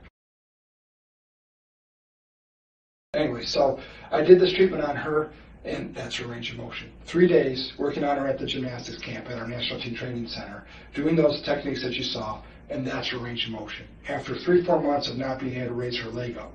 Okay, so that's why it's very powerful. It makes huge differences. Right. Okay, this is like showing you like a self-treatment. Okay, like teach them to pick a wedgie. Yeah. And like, pick your wedgie, get in there, pick your wedgie, and you need to pull and stretch, and I'm showing you, then like, okay, and then just showing you that they do that, I teach them to do that themselves, okay? And you said you've taught the staff over there at Sports Medicine? Absolutely, yeah. I gave this lecture at our MSU conference, our MSU Sports Medicine conference, too. But, so here's standing. So this, obviously she has scoliosis, which gives you a lot of rib pain, okay? So she's not a gymnast.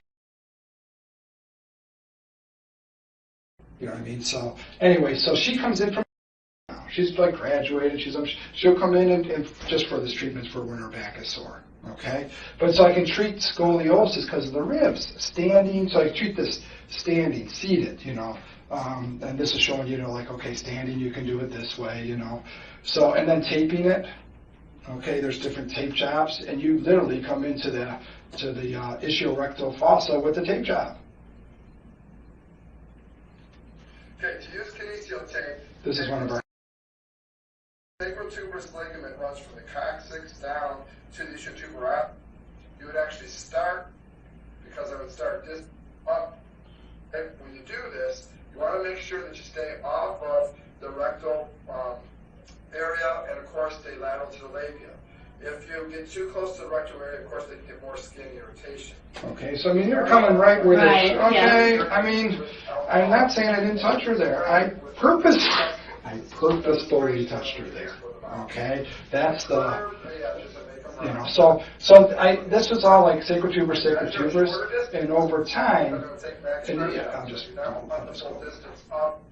you can see how you can put different layers there, At the same time, keep that skin smooth. What you do not want to do is create a fold of skin. So you can see how I talk with my hands.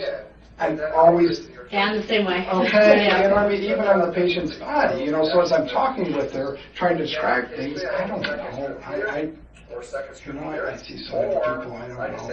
But what I do know is that I've been doing this for so many decades, not decades, but since like 1997. Okay. Like, why now? What happened?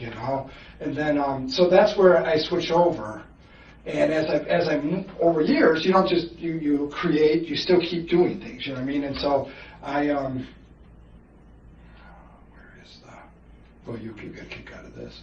I'm not a kick, but this is my leotard. Okay, this is, let's see, it is July 25th, This is my 2013. We are in the process of the first prototype. So I'm trying to put it into a leotard. Yeah. Okay. Okay. Cross, turn around. So these were like, So we have an axis. this was the very first. But you can see how. So we have the wider. And then I've got pictures of all this too as I've been developing it. Because now Under Armour is our sponsor. Okay. And Under Armour makes core shorts. And so this is like a core. So we have Under Armour and One on one side, one on the other side, creating a beam. to try and lift. Overlap, so it's a smooth togetherness there. And then we lift and lift and lift. That's going to help keep the tummy tight. This would act to hold down the straps, okay? And then let your arms fall. So this was our first demo of it. But you can see how it comes up, you know, to lift and shift. And it basically, it's like, I mean, I'm literally trying to design how do I put my hands on the leotard? You know what I mean? Like, so that they can wear it and have the same type of biomechanical support, you know? So we have Jim Kin. I've met with people at Jim Kin, and since Under Armour is our new sponsor, I thought this would be a great project for the two to work together. Okay, so I think on the Dropbox there's actually more pictures of that. Okay. But I need to get to another. So what I've gone from is from obturator internus to sacrotuberous to going into more. No, it's not there. Transfer. There. Video lectures, USA PowerPoints. Pelvic floor work is what I'm trying to find that lecture. It's in the gymnastics injuries. I might. This is the latest, I guess you could say. Core lectures. Did I put it in core lectures? Straight into core, back, core. Okay, let me grab it. No, that's all right. Okay. I'm sorry, I'm not taking too much here. Nope, that's what I'm here for. Okay. And that's what we're here for, is to figure out exactly what happened so we can take all the time we need. So are you sort of seeing? I mean, this is literally like, gosh, I wonder if those are on there too. Like the Romanian National, Romania for Gymnastics. Okay, they're Nassar plugs in an external hard drive to his computer. While normally this wouldn't be a reason to pause, it is more than likely that this hard drive also contained child porn at this time. trainer. I just made up videos for them. Where are those? Let's go here. I know they're on the Dropbox too, but videos. Let's go to this external hard drive. I should have just put them all into. Well, you didn't know I was calling you this evening, so it's not like you had time to prepare, really. Anything, right. So you knew at some point I was calling, but. Right. Videos for lectures. Hip value, USA PowerPoints. Is it underneath? Sacred tuberous, but where's the floor? I bet you it's just underneath my lectures. So I make lecture. I mean, that's what I do. You know, I all these videos that I do, they all go to the people so that they know what they're doing when they go home, you know. Let's go here. 2 lectures, transfer. Lectures. So this was the most recent lecture, and it would be on PE, pelvis, pelvic floor. All right. So this I gave at USA Gymnastics National Congress, okay, and I gave it also at the last year's MSU Annual Sports Medicine Conference, okay. So that's why it's like, okay, the grand junction was the sacrotuberous ligament, okay, and then I do a lot of pelvic floor work because gymnasts have a lot of urinary incontinence. the force of pounding, and their urethra's small, and they pee. I don't know if you've ever jumped and peed, you know, but... Yeah, sometimes when I run. Right. Yeah. So gymnasts are, like, known for that, you know. So, you know, I talk about urinary incontinence and all that stuff, and but this is where I get into more like the culture of it, okay? Yeah, there you go. You know, the PP promise is a don't ask, don't tell issue, because literally we have to do like PP interventions at times because the little one has the PP problem and we got to talk to him about it. But,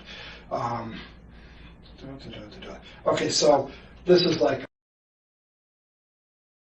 you know what I mean? Because she actually hurt her hamstring up high, you know what I mean? But she's like, her hoo-ha, you know what I mean? So she who must not be named, it's like, I try and been educating people about these techniques, you know what I mean? It's like everyone can't even say the word vagina, you know what I mean? It's like, hello, you know, you're medical professionals, you know what I mean? Like I've sent people for intravaginal pelvic floor work to Sparrow Hospital. Sometimes you actually have to go intravaginal, you know, too, for this stuff. And so, anyway, so I'm going through the anatomy of this stuff and trying to explain how the muscles, like I've had kids actually strain these individual muscles that I found from physical exam, and people are like, you're full of crap. I do an MRI, and they sprain that muscle. I know this area, you know, it's whatever. That's MRI. So what we try and do is we actually teach them to use their pelvic floor muscles. Because if they use their pelvic floor muscles right, it actually increases their core stability. So it's when I'm in the pelvic floor area for this obturator and sacrotuberous ligament, you can't help but be affected the pelvic floor. And the pelvic floor is known to actually, if you have this more stable use of your pelvic floor, it actually increases your core stability.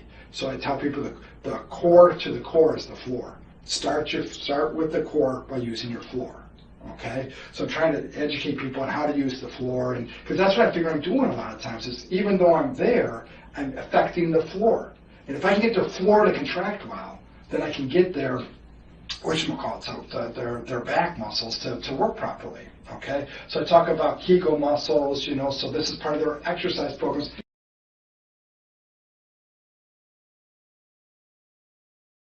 You know what I mean? So that's why it's a little bit different. For my athletes that I've done this on, they would have had these home exercise programs, okay?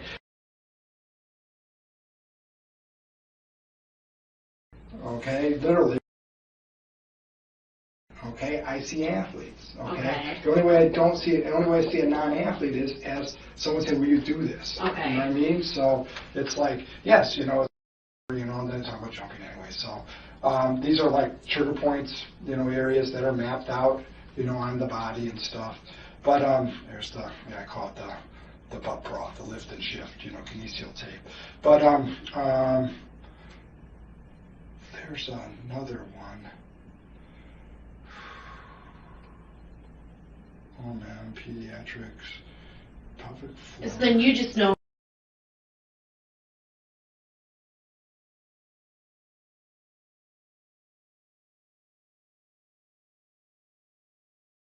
You know what I mean? So, you know, that's why I'm like, you know,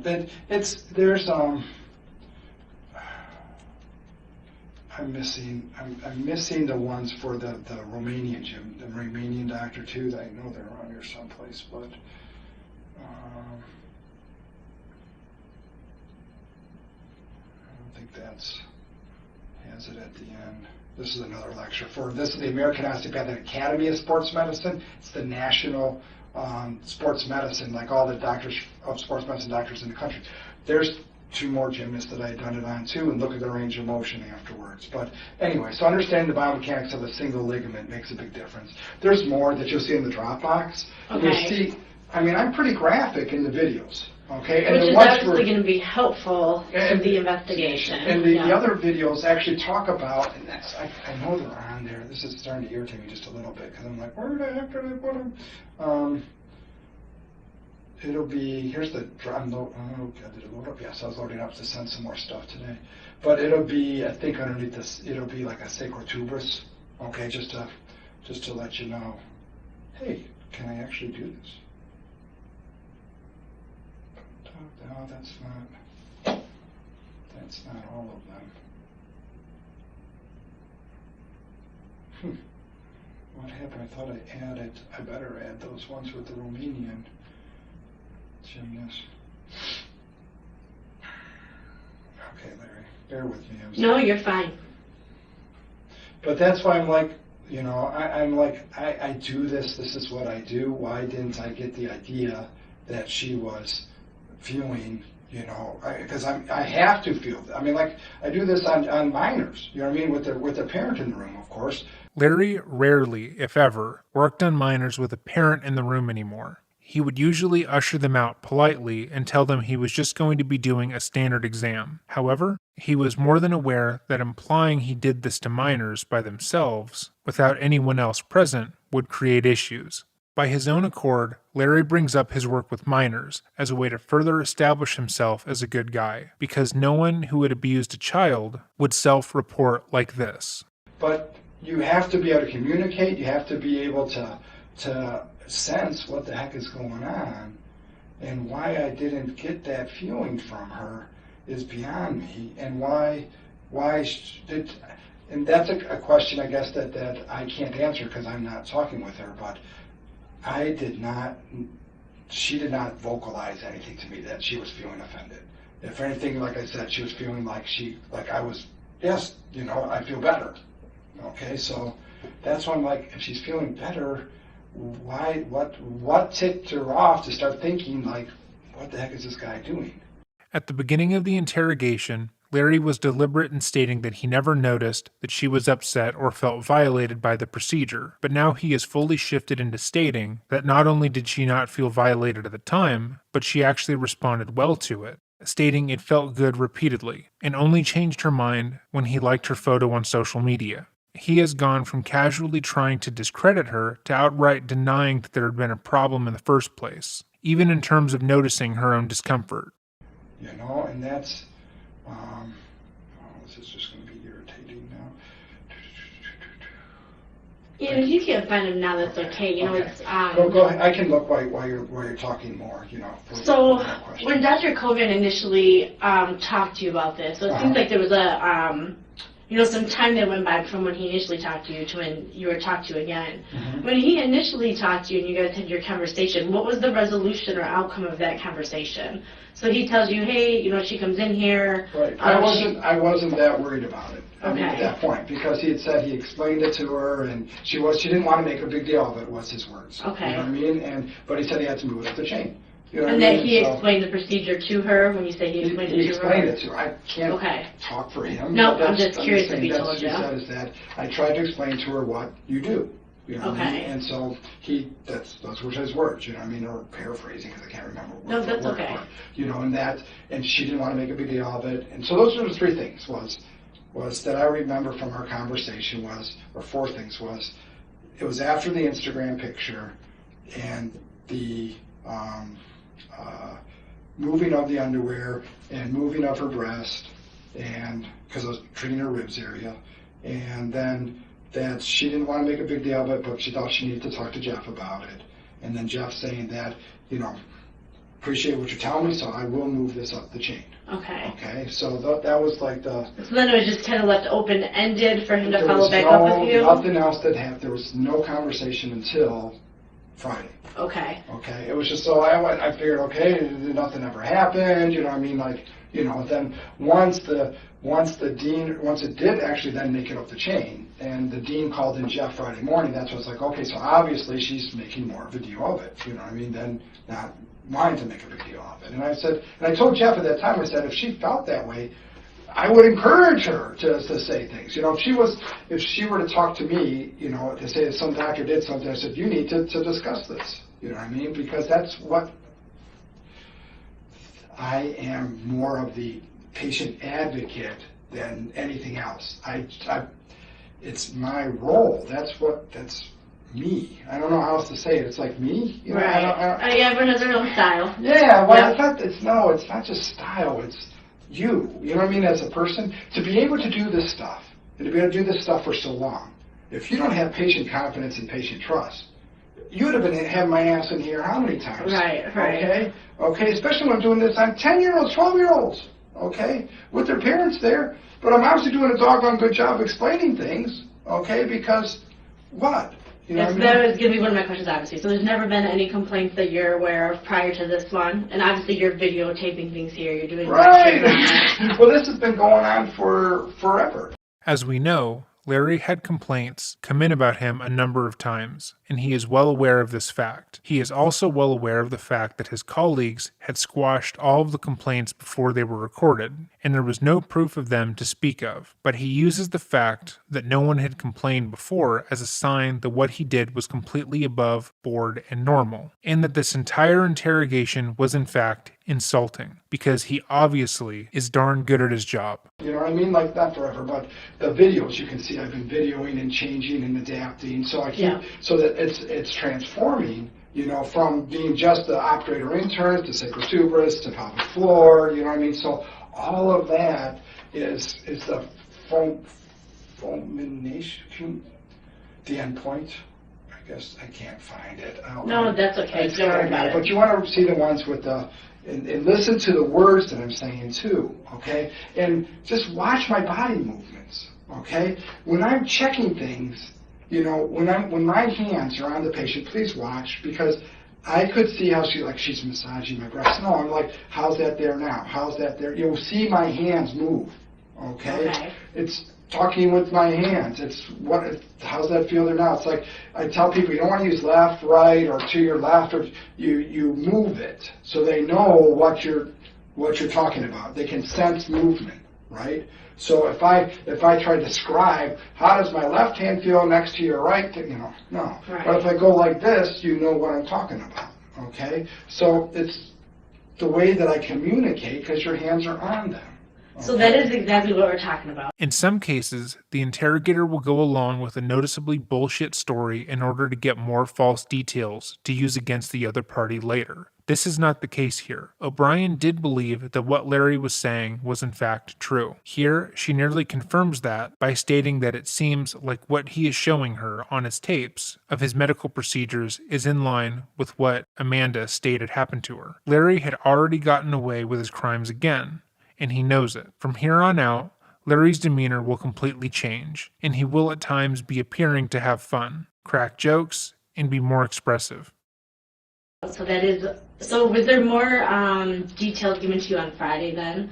Did they go over, because you said, hey, you know, they came back. On Friday, what the dean said was that it's been moved up the chain and that this could become a police issue, or it's, you know, that it could become a police issue if she chooses to file a police report or whatever, you know, and that because of that, it'd be in your best interest, in our best interest, if we don't have you see patients right now, because... Which makes sense, like you said. Well, yeah, and I'm like, sure. He goes, you know, so you take the time that we need. You know, I said, you could do the research, do the academic, you know, work that I'm doing.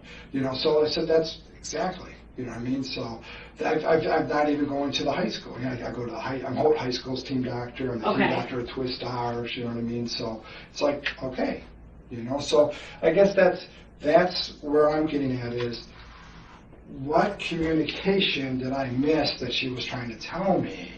Okay, did she say anything about verbalizing that I feel uncomfortable or anything like that? Because if she did, I didn't hear it. So those are some of the things that I'll go over with you. I can go over in very fine detail into what she said. So I'm not going to hide anything from you. There's not going to be any secrets. I'll go over all that stuff with you. Okay. I just wanted to know kind of what you knew up front, and then obviously I wanted to see the videos, because what I'm seeing in these videos is basically very similar to what she is telling me happened. That's what I do. Yep. So that is why I wanted to see those first, to say, okay, are we on the same page? Are we talking about the same thing from the get-go? Which we are talking about the same thing. I've seen those.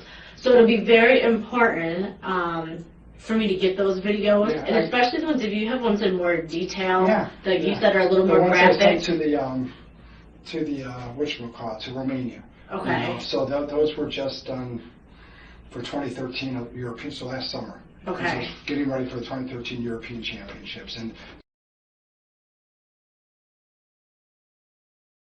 was having a problem, and so they contacted me to say, hey, you know, what can you do to help? I mean, England, Canada, Germany. I mean, they.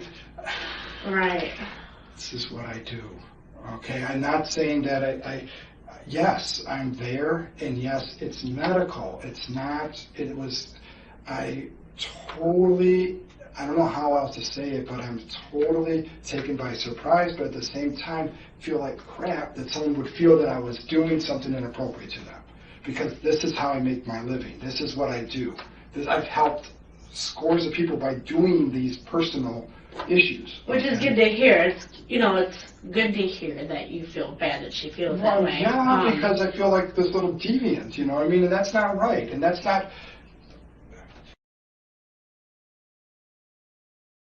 Okay? I mean, that's reality. Okay? That's who I am. Okay? That's why I'm like, of all the freaking people, I'm the only guy even allowed in with the national team.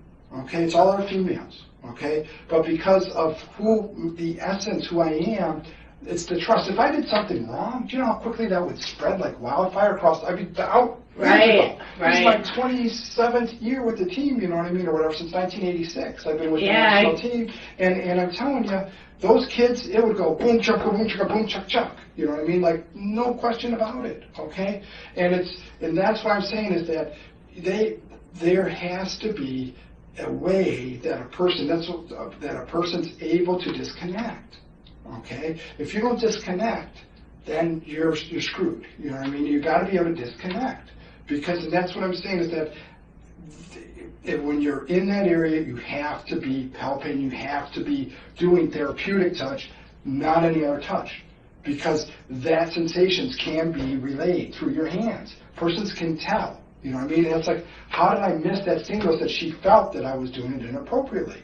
Was I really that off that day or what? You know, that's my issue, and it's hard because it was so long ago, you know what I mean? But it's what I do all the time. So was I tired? I'm like, okay, did I get to sleep that night? You know what I mean? I'm just trying to figure out, was I off? Was I wasn't sick? You know what I mean? I only get 5 hours of sleep usually a night anyways, you know, but that's normal. Like, did I get less than that night? You know, what made me out of sync? What made me not be able to recognize that I was making a patient uncomfortable? Okay? So generally, do they verbalize that? Or a combination thereof? There has been a few times where that has been brought up, okay? And in each and every time there was sexual abuse. Okay.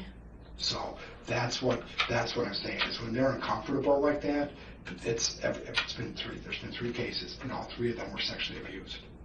Earlier in the interview, Nassar stated there had never been any complaints about his practices, but changes it here to state that there now have been 3 complaints sent on him before, and according to him, they were all false and had been made because the person had been sexually abused before. Nassar is trying to once again discredit the complaint sent in on him by saying that Amanda had been too traumatized by prior abuse to realize he was just doing his job. O'Brien failed to notice the change in answer, and instead agrees with Nassar. Okay, so that's why I'm like, yeah. Okay, that's why I'm like, okay, is there something more? What am I missing? Because that's what I'm thinking all the time. Okay, if someone's tensing up or having an issue with this, my first inclination is, were they ever sexually abused? Okay, so that's what I've had conversations with people about, you know what I mean? And now I'm the one on the other, that's what I'm saying, is I'm the one on the other side of the table now, you know? Right. Like, so I'm like, how did I, if for God help me, she's never been, you know, sexually abused, but say if she was, that's my job. Why would I miss that? Because then it's my job to bring help to that. You see what I'm saying? So where am I losing it that if she, God forbid, had been, that I would have missed that cue? Because then it's like, okay, boom, chaka, boom, whole another period of like, it's time to have some psychiatric intervention. Right. You know what I mean? So that's why I'm like, 3 times. Okay? And so that's, though there's been other than that, and each one of them were in the past sexually abused. You know, and so, but I'm the one who brings it up. Right. Okay? Right. You know, she's way uncomfortable for what I'm doing. You know, without them even having to verbalize. Okay? Because obviously you can feel a change in their body. Okay, it's like, that's not right. There's something wrong here. You know what I mean? And so then I talk to, each time was with a minor. then I talk to the parent, and I'm saying, what's going on here, and then I find out what's going on. Okay. So you obviously talked to, it sounds like,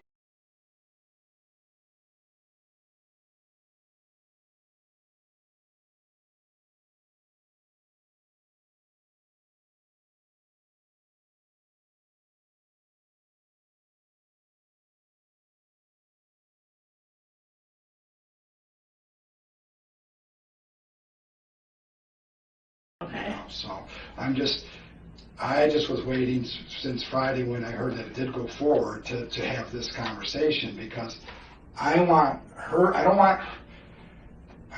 her to mentally be going through what someone would be going through when they think that they've been sexually violated. Okay? That's the problem that I'm facing, is that it's a dichotomy for me. It's like, I'm the person that usually puts the arm around them, not the one who's doing the wrong thing. That's the dichotomy that I'm stuck in. And you're right.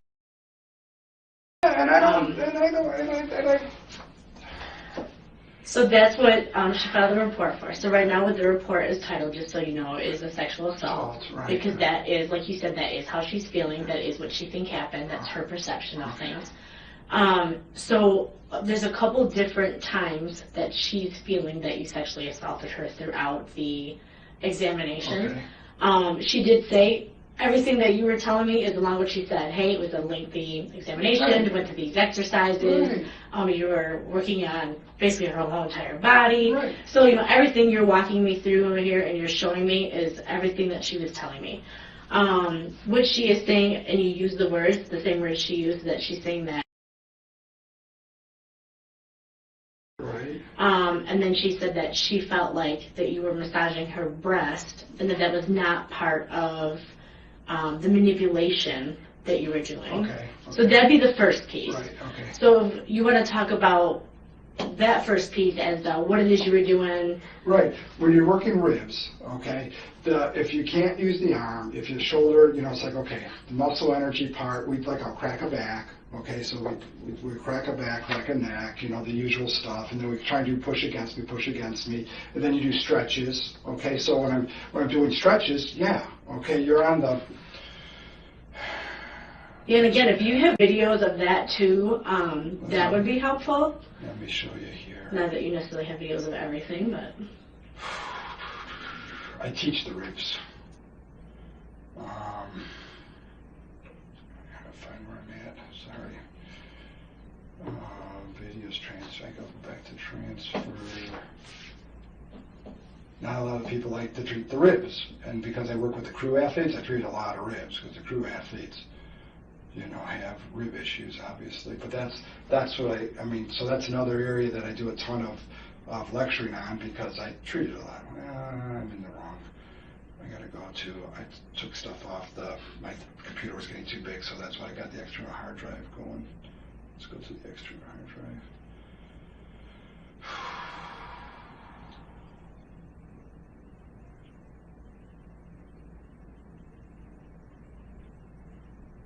No. Go up to lectures and articles. OMM.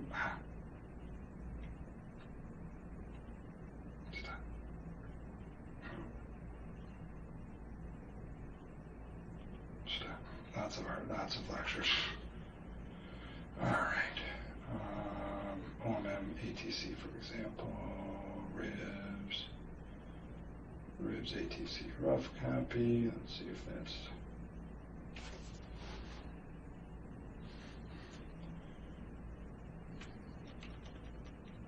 Okay, so this is Dr. Greenman, like I was talking about, okay? So you can see his hand placements, okay? So what I tell people is when you're working on the ribs, okay, I don't like to stand on the side. I do it sideline, okay?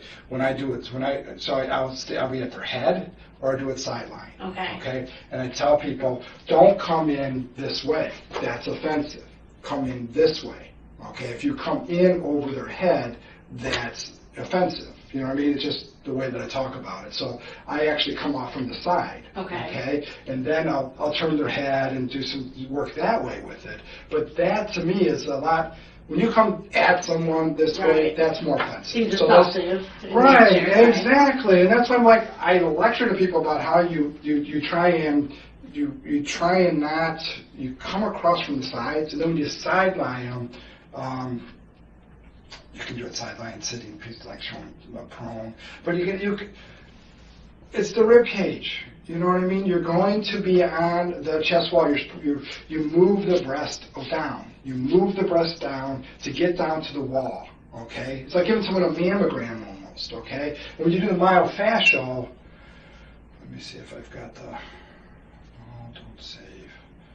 So while you're doing this, are you Sure. explaining? I mean, I always do. Okay. No, because I have to know if it's making them feel better.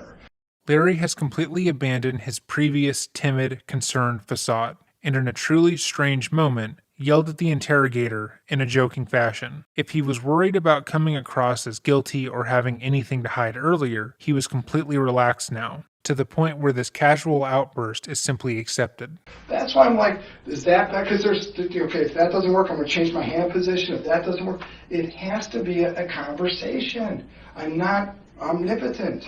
You know what I mean? It's like, and that's why I'm like, I don't understand why she just didn't say, I don't understand what you're doing, or anything along those lines. It's like, really?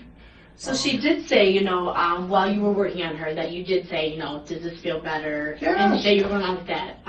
What her perception is that you weren't explaining what you were going to do beforehand, so she didn't know what was coming. But that she was very well aware that while you were doing that, you were saying, how does this feel? Does this feel better? And that she was answering, Right. either yes or no. No, right. So again. Because I can't remember, but I do this on all my patients. If you do the same thing every time, Yeah. you know what I mean, then I'm like, okay, if I was treating ribs. Police work, we have to do the same thing, do it the same way every time. And That then we you don't screw up, you know what I mean? So that's why I'm like, so where did she? I don't know if you can tell me that, but did she ever say anything to me? I'm sorry, I can tell you everything. Yeah. I have no problem telling you. Did she say something like, I feel offended, or what are you doing, or can you explain it to me better, and I blew her off?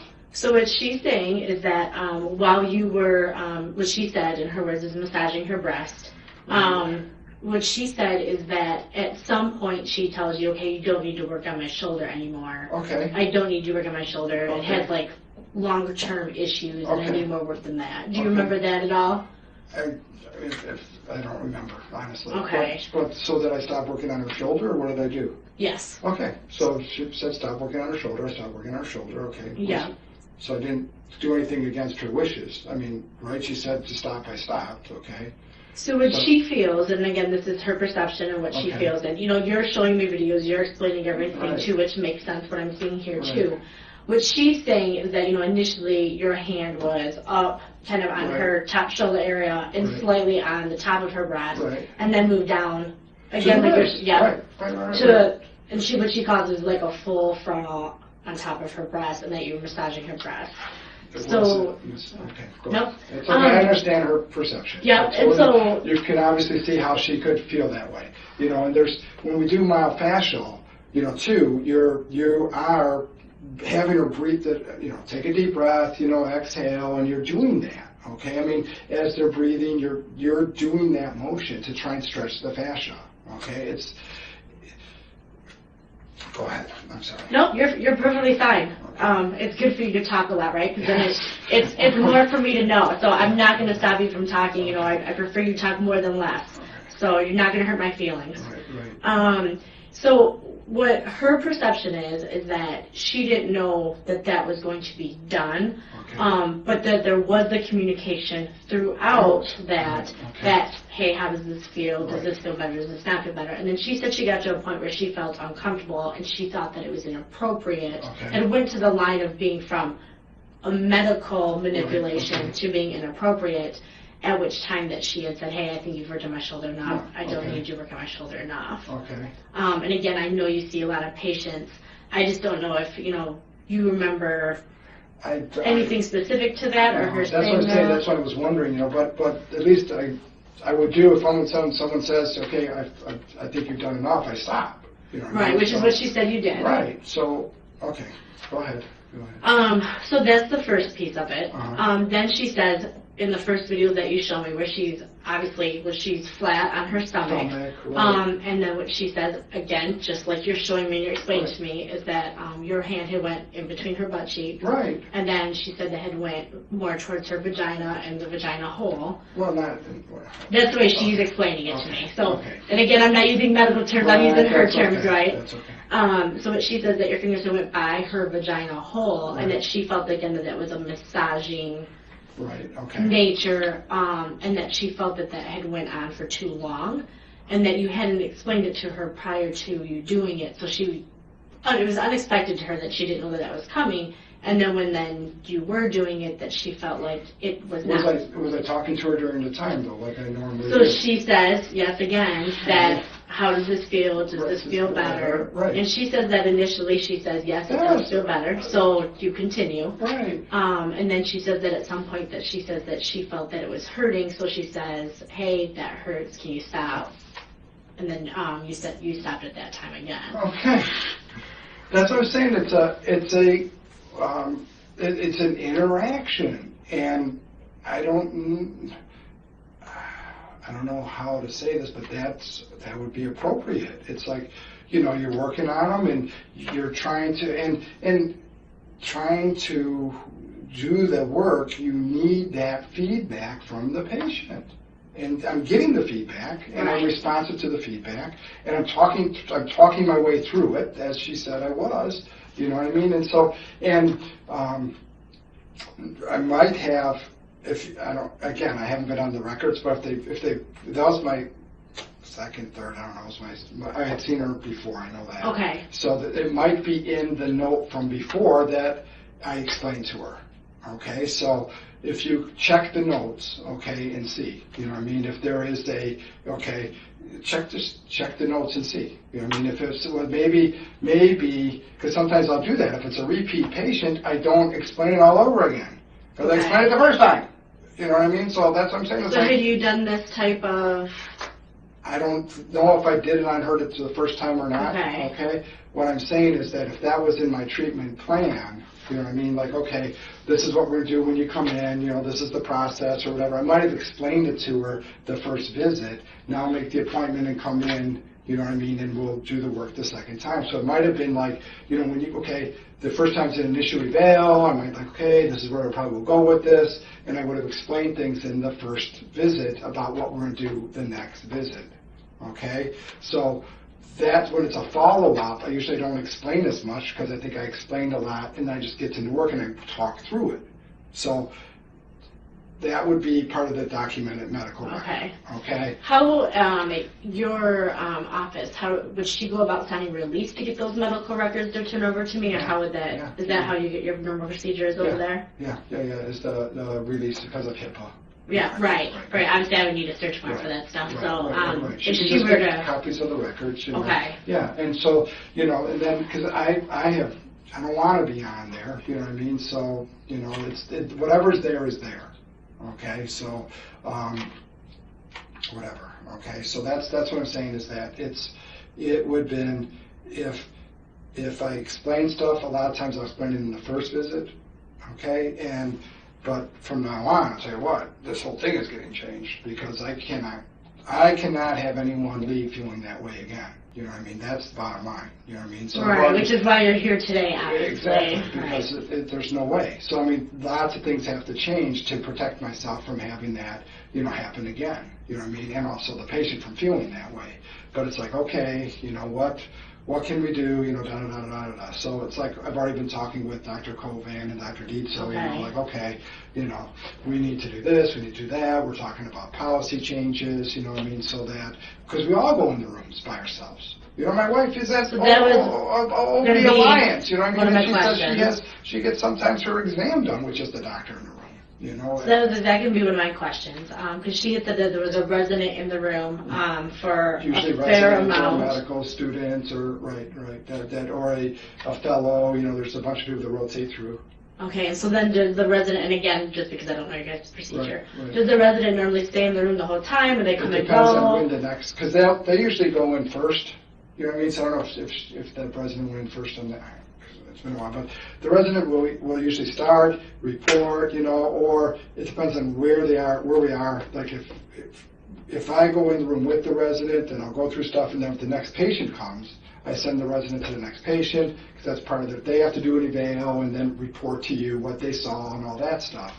So then if I will be in the room, either the resident goes in first and I join the resident, and then we work, and then the resident, if the next patient comes, the resident can go to the next room, so that we keep the traffic flow going. So Okay. that would be the process of normal routine. It would be because I only have 2 rooms, and if I hear the patient gets put in the room next to us, I'm like, go check if the patient's ready, go start seeing the patient, and it depends on where that resident is, because the residents learn. I teach some of the residents, if they're DOs that do manual medicine, some of these techniques, like put your hand here, do that, you know what I mean? And then I say, okay, go to the next room. If you're ready, you can, so it's like see one, do one, teach one type deal. You know? So, it depends on which resident it is, as to where they are in the rotation and training.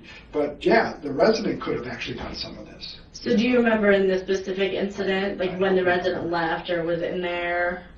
I don't remember, but if there was a resident, that would be and Dr. Kovan actually, not just said that, Dr. Kovan did bring up that the resident left, that there was a resident, the resident left the room. Okay, so if the resident left the room, it was to go see another patient. Okay. Okay, but that would have been the only reason why the resident would have left the room, was to let a new patient come in.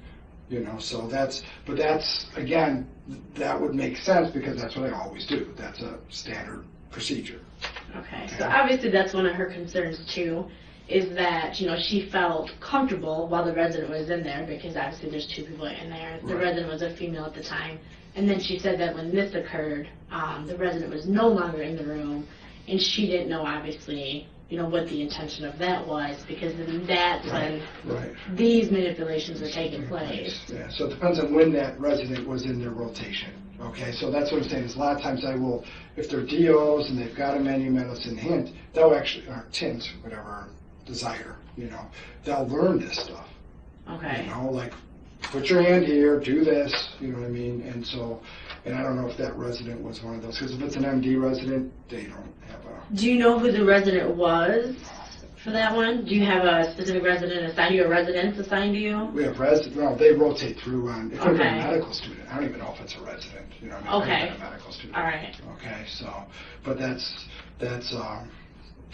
that's normal for a lot of us, like they go in and see a patient, so they're in the room by themselves with the patients. That's just the way Okay. it is. Would Dr. Kovan, or do you know who would have that information as to which resident was with you that day? Vicki Curley, our office manager, Okay. would be able to figure that out, I think. You know what I mean? Because there should be a rotation graph or whatever. Okay. So, Vicki Curley, our office manager, would know that, so do you want me to try and get that information to you? I can call, Okay. just because obviously I'm going to want to talk to if Residents they, or whatever. yeah, right. because obviously they were in a room, it sounds like, Right. for almost, I'll even go as far as like 3/4 of the examination time. Right. So I obviously want to talk to that So, resident to find right. out, hey, what did you observe during the Right. 3/4 of the time that you're in the Right. room? Right. When did you leave the room? Right. And how did you come about leaving the room? Things like Right. that. Right. I would have been to have seen another patient. Okay. So unless it was the end of the day and they had to leave, but that's rare. Okay. It would have been to see the next patient. Okay. And so then you were trying to schedule a follow-up appointment with her. And Normally I say when I do this, it's like, okay, if they respond well, I'm like, okay, we'll do once a week for like 3 weeks, and then Okay. you're usually, it's like once a week for 3 weeks, and then then usually I tell people, you're like 80 to 90% better, we'll spread it out, we'll put an appointment out there for a month after that or whatever, to see if you can hold the treatment, you know what I mean? But it's usually like, initial appointment, then once a week for 3 weeks, if this stuff works, you know what I mean? So the manipulations. And so if it hadn't, if there was no benefit from the treatment, she would have been off. I wouldn't have even we're like, okay, you know, you didn't benefit from it, I'm not going to do it again, you know, type deal. Okay. Because you see the effect, you know what I mean? It's like, and obviously she must have, like she said, at first it was feeling better, you know what I mean? But then she's, whatever, processed it, like, wait a second, okay, so then obviously she felt violated, you know what I mean? But the feedback that I was getting was, okay, she's getting better, you know, that's the way that I was, the communication, reciprocation, that's what I was feeling. Okay. So that's the confusion, I guess, that I'm having is where did I not sense any bodily changes, you know, because obviously she said, okay, you know, that's good or whatever, and I was done, you know what I mean? So there was no other mannerisms there's no other mannerisms I can figure out how I would know that she felt uncomfortable. Okay, that's what I'm getting at is why. That's why I'm having like, okay. When did I see that patient? What did I do? What clues? What am I missing here? Okay, because this is a normal process for me. Okay, that's why I'm like, why this person, why that time, what the heck happened, okay? And so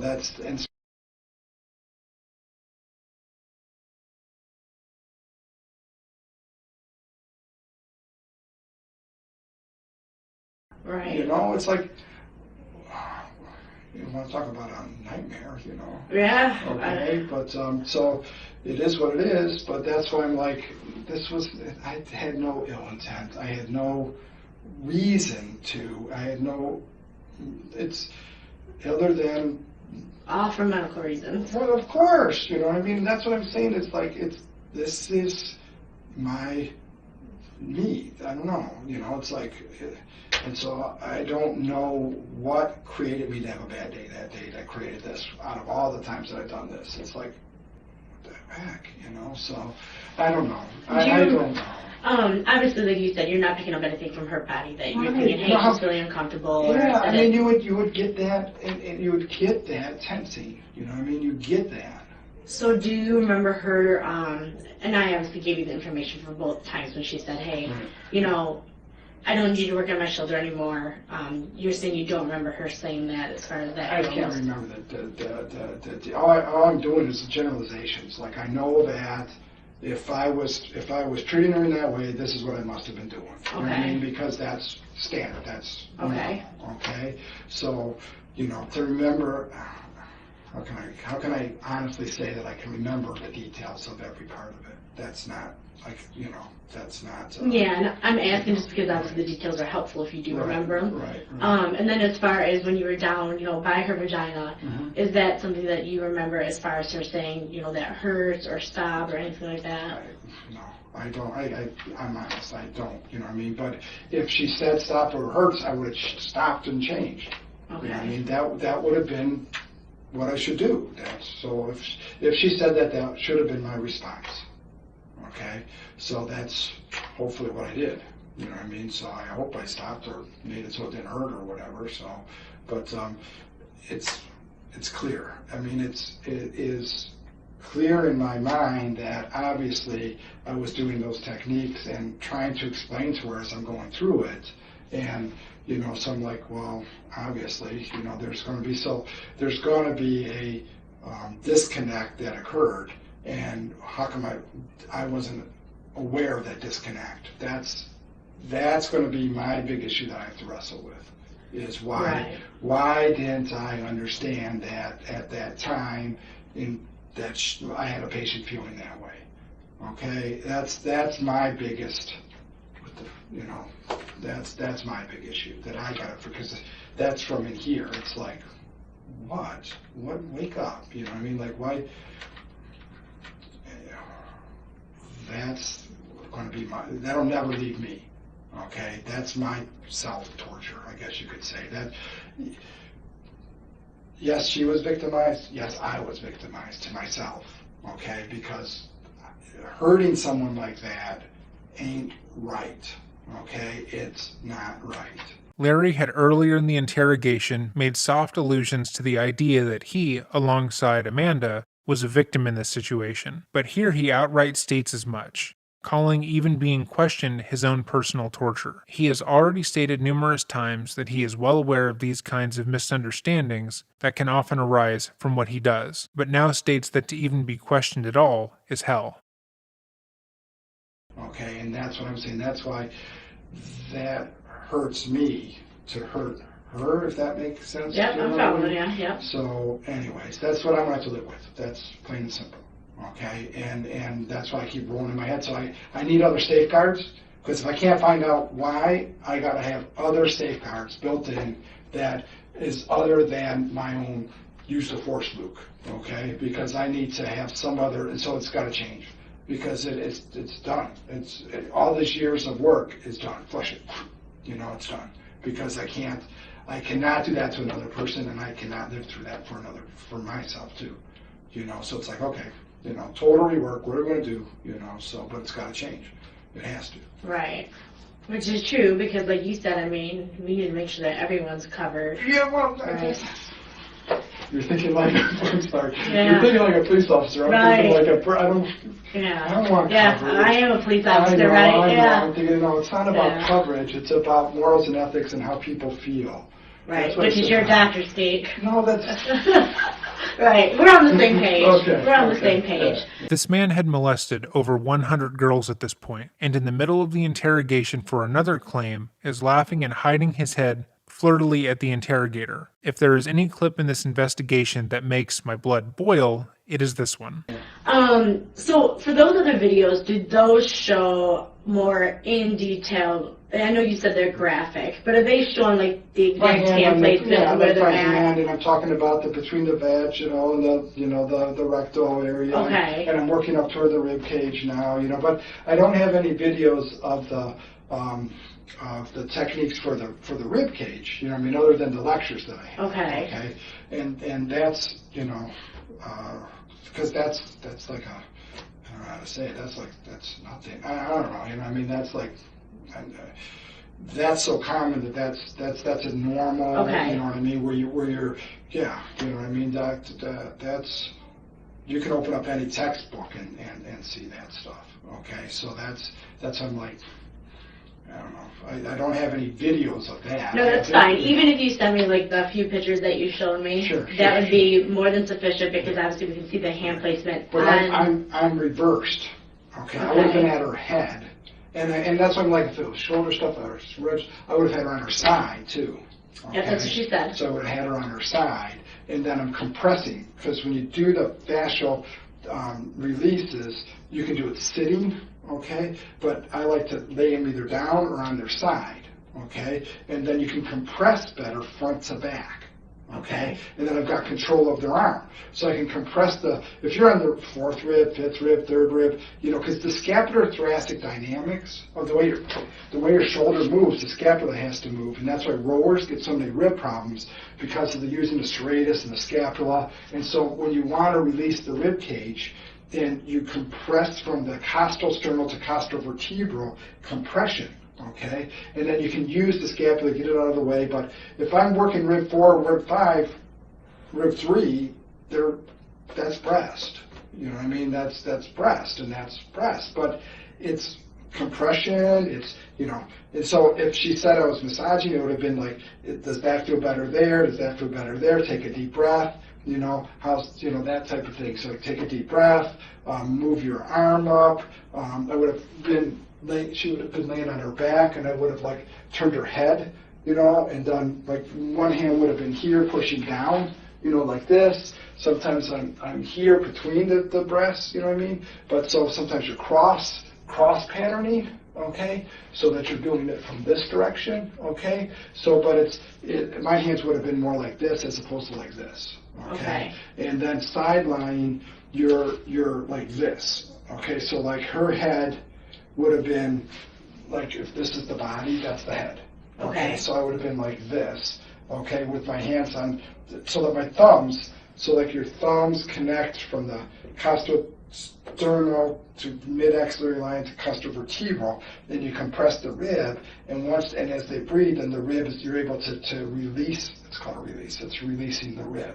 Okay, so if I did sideline techniques, that's my sideline techniques. Okay, if it's supine, it's supine. Okay, supine, laying on their back. Yeah. You know, and sometimes you go from prone to supine to seated. I mean, you got all these different ways to treat them. You know, that's why I'm like, it could have been any one of those, positions, but that's the positions I would have used for those rib techniques. And again, if she felt offended, I'm like, why didn't I sense that? And that's my burden. But anyway, so I guess. So it seems like you obviously have, which is great, you have a very set routine that you go through with every patient. Is there any reason you can think of why you wouldn't have walked her through the steps as to what was coming up next or what you're going to do? Other than if I thought I had explained it to her at the visit before, because this was a follow-up visit. Okay, that would have been the only reason why. Would have been if I thought I had explained things to her at the visit before. Okay. Instead of having to, so that's why then I'm just going through it because I've already explained what I'm going to do. You know what I mean? So does that make any sense? Yeah. So she had said that she.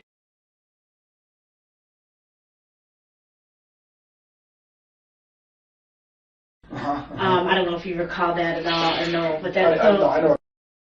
Yeah, so she had said it showed, like, in one of the videos you showed me, it looks like there was some butt palpitations. Right. So that's what she was in there for before, was that. And she says she remembers leaving and telling, like, people on her cheer team that.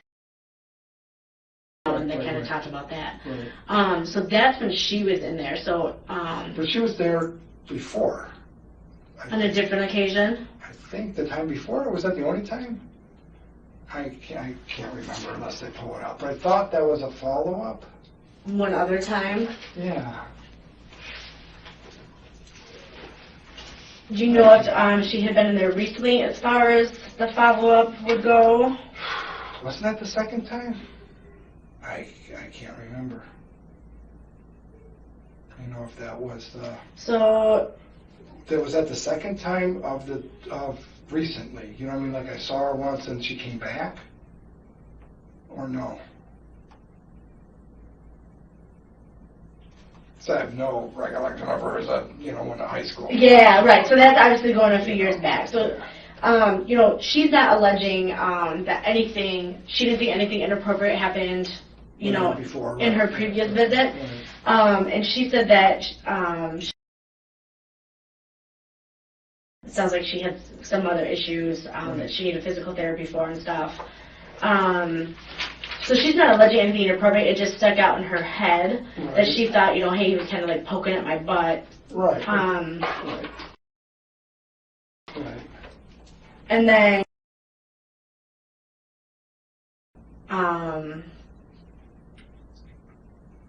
and that's when.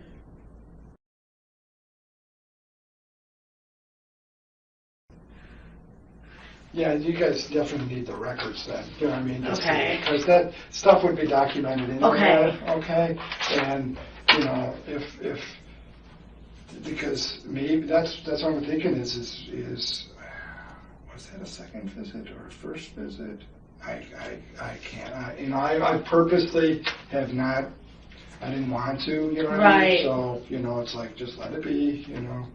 And then, so after your appointments, like, are your notes pretty detailed? So, like, from this visit that we're talking about, it should say like OMM with ME and MFR and strain counter strain to the cervicothoracic rib cage, and then my notes are usually pretty good. Okay. Okay, my notes are usually pretty good.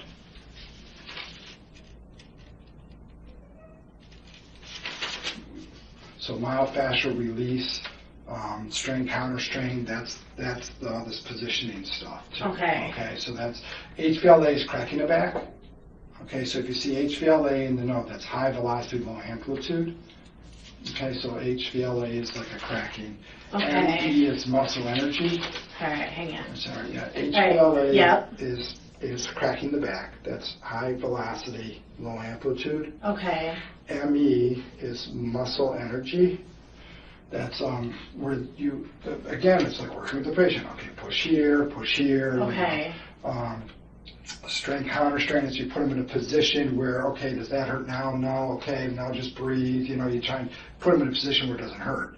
And I always say, myofascial release, you combine with the strain, counter strain, so that as they're breathing, you're releasing, you're following it, you're moving further because you're getting a release. So as they breathe, and as okay, if I'm here to start, I'm going to get more release. So you go farther and farther. Okay, I restored length. I've gotten down to another rib. You're following the pattern.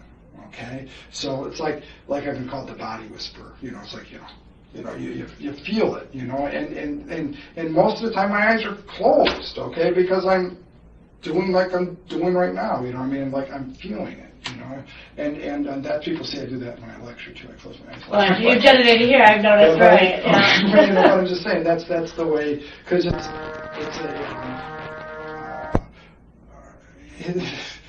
use the force. It's like you feel it, and that's what when I did cranial.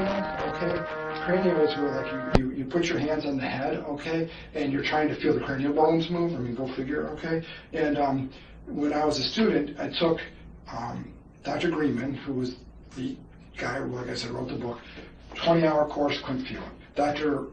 Mitchell, Fred Mitchell, whose father invented muscle energy. These are like the gods of manual medicine. Heads of rock, I still couldn't feel it. Viola Fryman comes in so that was 60 hours, and I still couldn't feel it, okay? And so Viola Fryman comes in from California. She's like 70, 75, and she was an older lady. And she was older than the other two, so she was old.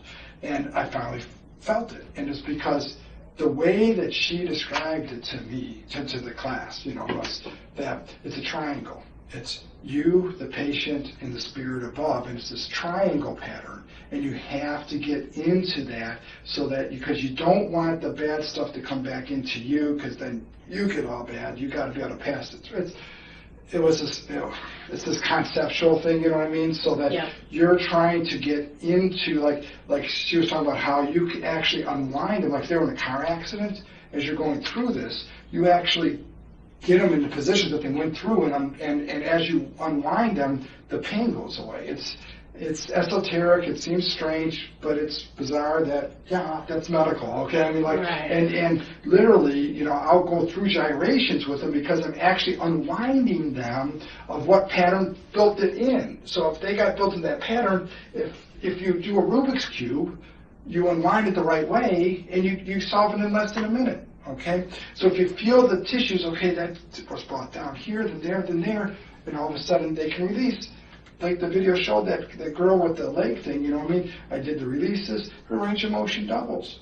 I can test that stuff beforehand, like I was showing with the girl sitting. I put my hand on her bum, pain goes away, no, pain's still there, I change my hand, pain's gone now. Okay, I know that that's then the angle or the vector that I need to do to unwind that. Okay, so it's totally, yes, if I would have gone further, that's natural, because she's getting length and I'm unwinding it, and so that's when I finally felt the cranial bones move, was when I was able to connect. It's very powerful for me, Right. I can see that. So that's the thing is did I somehow, I obviously must have, to her, reached the line where I was feeling connected, like, you know what I mean? Did I get into it too much? Did I feel like, there it goes, you know what I mean? And you just ride the body rhythms. It's hard to describe, but it's what osteopathic myofascial release is about, okay? And it's unwinding. Okay, you can write that. I don't use that word, but that's a medical term for myofascial. It's unwinding. You unwind them, and it's the release of the fascia. It works. I don't know how else to say it. Do you have a rib problem? I can show you. Right. Not currently. But I'm sure at some point, the older I get here, I'm going to start feeling my aches and pains, right? So, that's why you're here. Right. You're here because it's under investigation, okay? Right. We want to talk to you. We want to find out what you have to say about it. Right. And like I said, I'm just going to go through this. I'm pretty sure I've covered everything with you that I want to cover. I just want to make sure I haven't missed anything that she said, because, I'm not going to hide anything from you. I'm not going to keep any secrets. And it's Right, obviously it's your whole profession. It's about who you are. It's not even the profession, it's who, me, you know what I mean? Like, there's such an important trust, and to feel that I violated that with someone, that the sexual stuff, for it's the trust. That's the hard part for me. Larry's voice begins to waver when talking about how he doesn't care about the sexual implications of what he did. He is more upset that he possibly broke Amanda's trust. That is notable, as it's often a technique used in YouTube apology videos. But pointedly, his voice doesn't continue to waver, and the emotion drops off incredibly quickly. In moments of high emotion, like the one Larry is feigning here, when tears begin to well up, it is continuous. It doesn't stop midway through a sentence, then restart. Larry also never actually cries, but maintains his sad voice for a little longer, despite laughing and joking about the accusation nearly 15 minutes ago. Okay, because Right. that's the whole thing. Sorry. No, you're But okay. To break someone's trust, that irritates me. Okay, sorry. No, you're fine. You can't. What I always tell people is you can't get that bad. You know what I mean? That's the way it is. You know what I mean? It's like, okay, you it's done, and that's me. I just I don't know. You honor that, you respect that. That is the vital thing, okay? And somehow or other that hurts. That hurts. I don't know. Okay, but sorry. No, you're perfectly fine. I'm sure if I put The interview goes on for another hour, and we will link it in the description if you want to watch the rest, but it's much of the same. O'Brien outright assures Larry that this is a case of miscommunication, just like every other time an accusation against him had been made. When Amanda had initially reported Nassar and spoken to those handling the case, she felt as if they really had heard her. They were just as shocked and upset at what he had done to her as she was, and they promised her that they would do what they could to help her. However, after the interview, that stopped being the case. Nassar had been able to fully convince the police once more that his pelvic floor massages were medically sound, and that Amanda, like every other complaint before her, was too immature to understand that. The Title IX investigation into Larry had started in March, but 4 months later, it would be closed and Larry would be back to seeing patients. Amanda would get a copy of the report, which stated that she didn't understand the nuanced difference between what Nassar had done and sexual assault. However, this investigation had done something that no other before it had done, in that they had tried to get another medical perspective on one of Larry's treatments. Unfortunately, instead of contacting a neutral third party in the field who had no ties to Nassar, they instead asked 3 of his co-workers at MSU,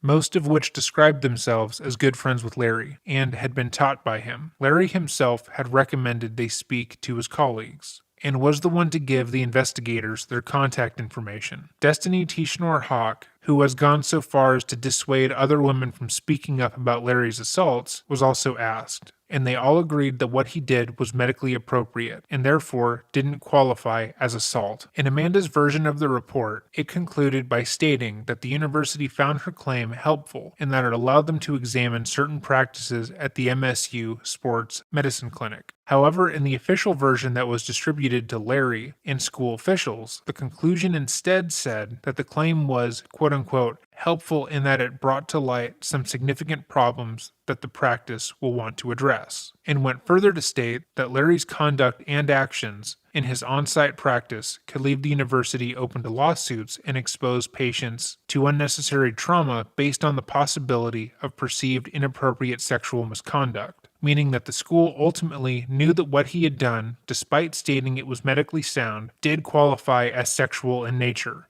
and that they were likewise responsible. This second report was kept from Amanda. After the Title IX investigation wrapped itself up in July of 2014, Larry went back to seeing patients, working at a high school in the area and acting as if it had just been a fluke. He was still being investigated by the MSU Police Department However, they too reached out to some of Larry's coworkers for their medical opinions on what he had done to Amanda, and like before, they stated that this was medically sound. It appeared as if the years of networking and rising the ranks at MSU had paid off, as no one who was affiliated with the school spoke out against him. When Destiny Tischnor Hawk had been asked by the police if they had ever had an issue with Larry, or if he had ever had any sexual assault complaints like this in the past, she fucking lied to them. She lied to them and stated that he hadn't. The police case was eventually closed, and it was decided that the case itself not move forward. Because of this decision, Larry would go on to assault at least 12 other women on the MSU campus, most of which were underage. However, no one at the school, much less Larry, knew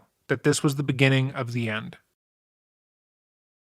It was 8 a.m. one morning in early June at the Caroli Ranch gymnastic training camp, where the dominoes that would lead to Nassar's decades of abuse becoming public would begin to fall. As they stretched and got ready for that day's first training session, gymnasts Alyssa Bowman, Allie Reisman, and Maggie Nichols began speaking about Larry's treatments and how they felt uncomfortable with how he touched them. The conversation sparked something in Nichols, and when she got back to her home gym after the camp, she spoke to her personal coach about the treatments. She described how he, at multiple times, had massaged her groin, crotch, and even inserted his fingers into her vagina for long periods of time to help her with a knee injury. She described how in multiple instances, he would strip her naked on his table and touch her in ways that didn't seem appropriate. She went further to relay that Nassar had gone so far as to add her as a friend on Facebook, and after he had touched her, sent her a message saying she looked beautiful in the photos she had just posted from her prom. But it wasn't just her, said Nichols. He does this to everyone. Unlike so many others before her, Nichols' coach didn't diminish her claims on the basis that Nassar was an amazing doctor who knew what he was doing, and that she should just trust him. His unprofessional behavior, messaging minors, and touching them while unsupervised struck a chord with her, and she realized instantly that something needed to be done. She immediately informed Maggie's mother, telling her what had happened to her daughter at the mandatory gymnastics camp that had been operating for years, and they devised a plan on how they were going to proceed. 10 days after Maggie had returned from the camp, and only a couple of days after she was made aware of the claims, Maggie's coach, Sarah Jonesy, sent a text message to Rhonda Fay, the vice president of USA Gymnastics, asking if they could speak on the phone. These are the notes that Rhonda took while on the phone with Jonesy.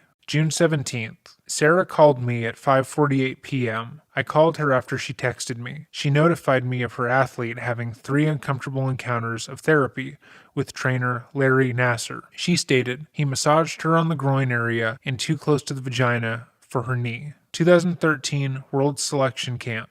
2015 Italy Selection Camp. 3 times. Also stated that he private Facebook messaged her that she looked beautiful in her prom dress. She just felt uncomfortable. 2 other athletes agreed about the uncomfortable factor. Simone Biles, Allie Reisman. After the phone call, Rhonda immediately called Steve Penny, the president and CEO of USA Gymnastics. She informed him about the complaint that had been made. He told her not to say or do anything, as it was his responsibility. She stated he would have to handle everything going forward, and that he would be reporting this to the proper authorities. At the time, Rhonda believed that meant he would be reporting this to law enforcement. Penny then called Jonesy, asked her to repeat what she had been told by Nichols. She once again went into great detail, and Penny told her he would be contacting the authorities over these claims, and that she should hold tight and not talk about it with anyone else outside of him and Rhonda, as to not alert Larry into the investigation into him. A week later, Larry emailed Rhonda inquiring about his travel arrangements for the upcoming World Championship selection camp. Rhonda forwarded the email to Penny, asking him how to properly proceed, as she was under the impression that he had already reported Larry to the FBI. Penny told her to let Nassar know she would be getting back to him after the Pan Am Games, but didn't go any further to state what they would be doing afterwards. Later that month, Sarah and Rhonda traveled to the Caroli Ranch where Larry had set up to work with the national team. Sarah had been told not to speak out about Nassar and the claims against him, but immediately told Rhonda that other gymnasts had likewise spoken about him, touching them inappropriately. Rhonda once again called Penny, who told her he would be handling it and not to discuss it with anyone else. Unbeknownst to Rhonda, Penny had not contacted the authorities and had absolutely no intention of doing so. Instead, the moment he hung up the phone, he called his lawyer. 10 days after finding out about the claims, Penny attended the USA Gymnastics board meeting, but waited until after to speak to the chairman of the board and the vice chairman. He spoke to them about the claims that Jonesy was making about Nassar, and they all agreed that Larry would never be allowed to touch one of their gymnasts again. However, none of them informed the police or Family Protective Services, and instead opted to keep complaints quiet. He then hired a private investigator on behalf of USA Gymnastics to interview the complainants and see if what they claimed qualifies as sexual abuse. Penny believed it was in the sport's best interest to investigate and handle this internally, rather than deal with any public backlash. He knew any sexual abuse scandal would open up the sport to criticism, and that was the last thing he wanted. The PI had spoken to Maggie Nichols, and according to their finding, felt as if they could not determine if sexual abuse had definitely occurred. Penny reached out to Rhonda the month after and asked her if she could set up interviews with the two other gymnasts who had spoken about feeling like Nassar had assaulted them. He wanted her to line up interviews for the girls with the added stipulation that he didn't want their parents or coaches present. If they had to have someone in the room, he stated he would prefer it to be their parents, but ultimately wanted the girls to be alone to keep their story from being made public. Rhonda had no idea that these interviews were going to be done with the private investigator, who was prioritizing USA Gymnastics' reputation over the girls' well-being, but she was horrified at what Penny was asking her to do. She felt uncomfortable with the assertion that she should be hiding what the interview would be pertaining to, pushing the girls to be interviewed by themselves without a parent or guardian. She outright refused to set up the interviews as Penny had instructed. Even without her compliance, the PI was able to speak to Reisman and Maroney about their assaults, but neglected to speak to any of the other girls who had made their own feelings known, including Simone Biles. As time wore on, it became clear that Penny and the rest of USA Gymnastics were trying to keep the story from getting out and making waves. Nassar had woven himself into the very fabric of USA Gymnastics. He had worked with the greats, been pictured with the top brass, and if he was exposed for doing what he did, it could lead to everyone in the sport being implicated in some way. Any person who had worked with him would be accused of knowing, and they didn't want to look like they had gotten their hands dirty. After the interview with the private eye, Allie Reisman received a text message urging her to remember how sensitive this case was and how it was of the utmost importance to keep things quiet. To her, it was clear. The powers that be didn't want people to know what Larry had done, and if she were to say anything that was out of line, it would be her that was punished, not him. On July 22nd, Larry was finally made aware of the internal investigation being done by USA Gymnastics. There was a league event happening the following weekend, and on a phone call to inquire about his travel arrangements, Larry was told that a number of complaints had been lodged about his physical therapy techniques and that they were investigating the concerns discreetly. It was agreed upon by all parties that Nassar would not be attending the event, and like he did every time complaints were made, he sent them videos of his past lectures and medical papers he had written on his techniques. In emails following the phone call, Nassar inquired as to how his absence would be explained. For the past 30-some-odd years, he had attended every USA Gymnastic competition and event. Him not being there would no doubt be questioned by others, and neither party wanted to admit that he was under any investigation. After a bit of back and forth, they agreed to simply state that if anyone were to ask, they would simply say he had fallen ill. As time went on, they continued to talk about the investigation. Larry began to realize that while no one seemed to believe the girls' claims against him, they did feel as if him being a part of the team was a liability. In response to them determining that Larry would no longer be allowed to attend any USA Gymnastics event in a professional manner, Larry publicly posted that he was retiring, thanking the league for everything they had given him. On some level, it seemed like they hoped, if he left his post, they would no longer be deemed responsible for his decades of abuse. It would be another week before Penny, after speaking to the USA Gymnastics lawyers, would finally meet with the FBI to inform them about the complaints against Nassar. However, it would be less than a month before another disturbing issue would be brought to light about USA Gymnastics, one that they had tried for years to hide. At the same time USA Gymnastics was informing the Indianapolis FBI office about the complaints about Larry, they were hit with another unrelated sex scandal. Marvin Sharp had been a gymnastics coach who had trained 2 members of the 2008 USA Women's Olympic team and won the title of Best Coach in the Nation in 2010. He was well respected in his community as a coach and mentor, but he had a reputation for being kind of a creep. Boys and girls who had been passionate about gymnastics would leave his studio often, seemingly for no reason, stating that they no longer wanted to pursue gymnastics at all. Unlike John Geddert, who was verbally and physically abusive, Marvin was a bit too touchy towards his students. When a girl would get hurt at his gym, he would take special care to look after them, having to strip her completely naked. Oh my god, this is so fucking ridiculous. Having to strip her completely naked so he could rub ice on her body. He would personally and privately take the girls' measurements for their leotards alone in his office, one by one with the door locked, and he enjoyed taking photos of the gymnasts in his own personal photo studio that was inside the gym. He had a bevy of costumes, leotards, and little outfits for them to wear, and often his gymnasts would come for photo shoots by themselves, where he would dress them up and pose them in different ways. When his home was eventually searched after the police got an initial complaint about one of his photo shoots, he was found to have thousands of self-made pictures and videos of child porn. Surprise, surprise. USA Gymnastics insisted that they were horrified that their 2010 Coach of the Year could have abused his power in the way that he did, and they had received no complaints or concerns about him in the years working with him. They publicly stated that had they known about his actions, they would have stepped in. However, this would prove to be false. On at least one occasion, red flags around Marvin had been raised, citing that he was too touchy and weird with the children, and that he often behaved inappropriately with them. Another member of USA Gymnastics, who had briefly worked with Sharp in his gym, sent the complaint in, and had likewise been assured that it was being investigated. When nothing came from it, she thought at the very least it had been looked into, but USA Gymnastics ignored that complaint. When asked about it later, saying they didn't remember it. Sharp was arrested in August of 2015, but found dead September 20th, having taken his own life in his jail cell. Unfortunately, like every other investigation into Larry's actions up until this point, the FBI investigation wouldn't lead to any of the girls who had been assaulted getting any sort of justice. The investigation was so poorly done that the FBI actually investigated the investigation to find out how it was even possible for them to miss the decades of blatant and obvious molestation. This is an excerpt from the executive summary of that investigation.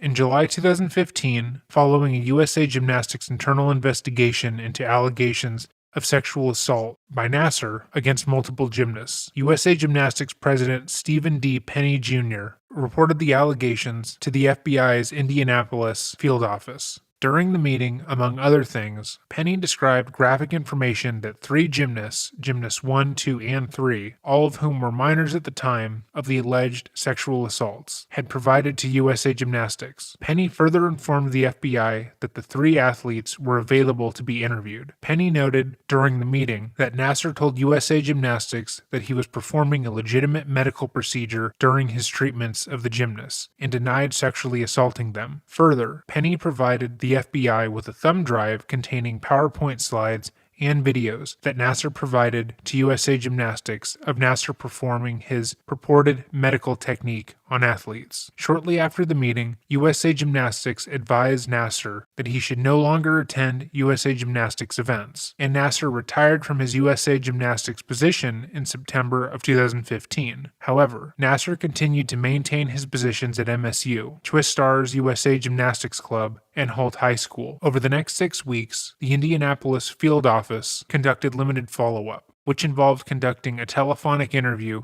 on September 2nd of one of the 3 athletes, reviewing the thumb drive provided by Penny, and discussing the allegations with the U.S. Attorney's Office, USAO, in the Southern District of Indiana and the FBI's Detroit field office. The Indianapolis office did not formally document any of its investigative activity, including its July meeting with USA Gymnastics and its September 2nd telephonic interview of one of the victim gymnasts. The office also did not formally open an investigation or assessment of the matter. The only 2015 Indianapolis field office documentation located by the OIG consisted of 5 pages of handwritten notes taken by 2 FBI attendees at the July 2015 meeting with USA Gymnastics. 3 pages of notes taken by the two agents at the September 2nd interview of the one athlete, a handful of email exchanges between Penny and the FBI Indianapolis field office, and approximately 45 emails and text messages among agents and prosecutors.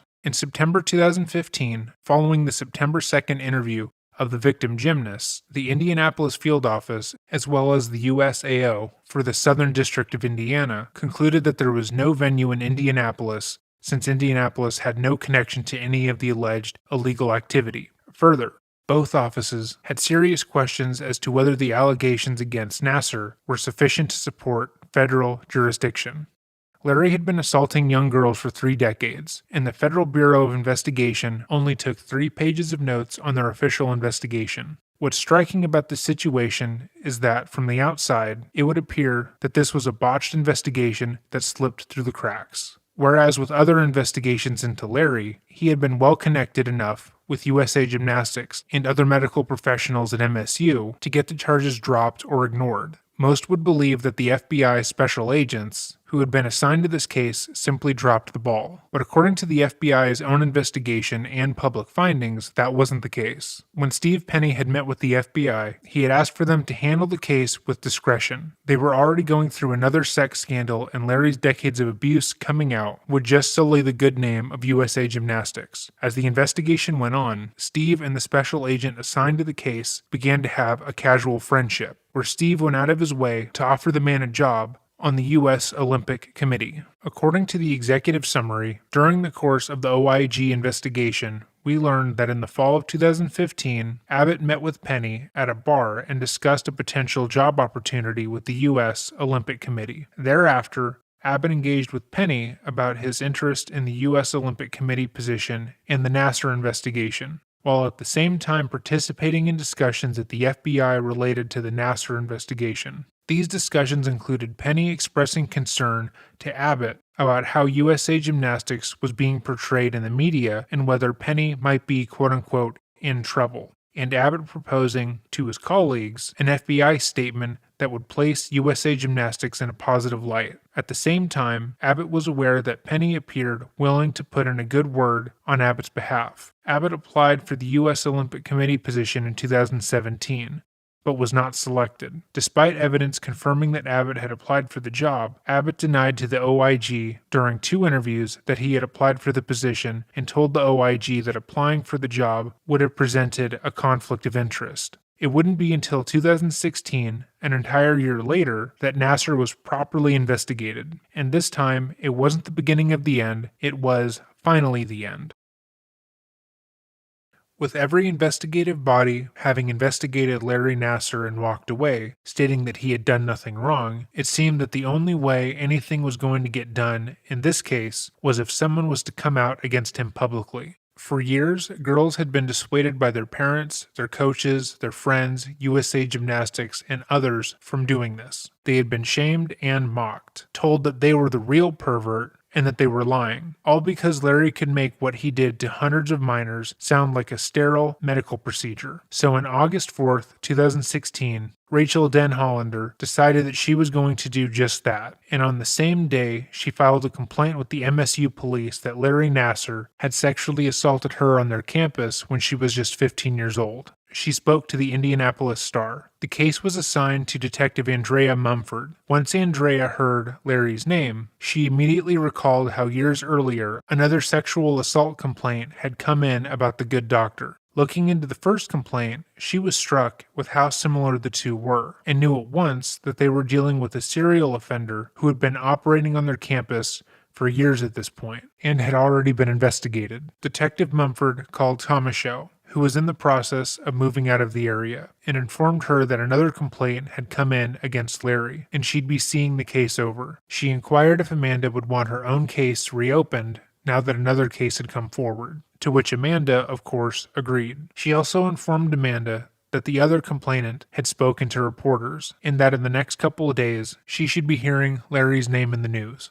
She went over Nassar's career and the complaints that had been made against him with a fine-tooth comb. She had seen the previous slideshow that he had sent over in the original investigation, and knew all of his talking points. She watched the previous interrogation where he both said he had never had a complaint, then quickly changed it to say he only had 3 his entire career. She picked up on his manipulation and how he would subtly impress upon O'Brien that he was a very important person who didn't have time to be explaining himself. As Mumford investigated, she realized that the chances were extremely low that these 2 women were the only 2 that had been assaulted. She knew from Rachel, another person who would be coming forward anonymously when the accusations were made public, but she felt as if, given Larry's long career, him only assaulting 4 people wasn't possible. Mumford immersed herself in every detail of Rachel and Amanda's stories, how Larry was seemingly aroused when he had touched them, how he refused to put on gloves, and how when told to stop, he wouldn't,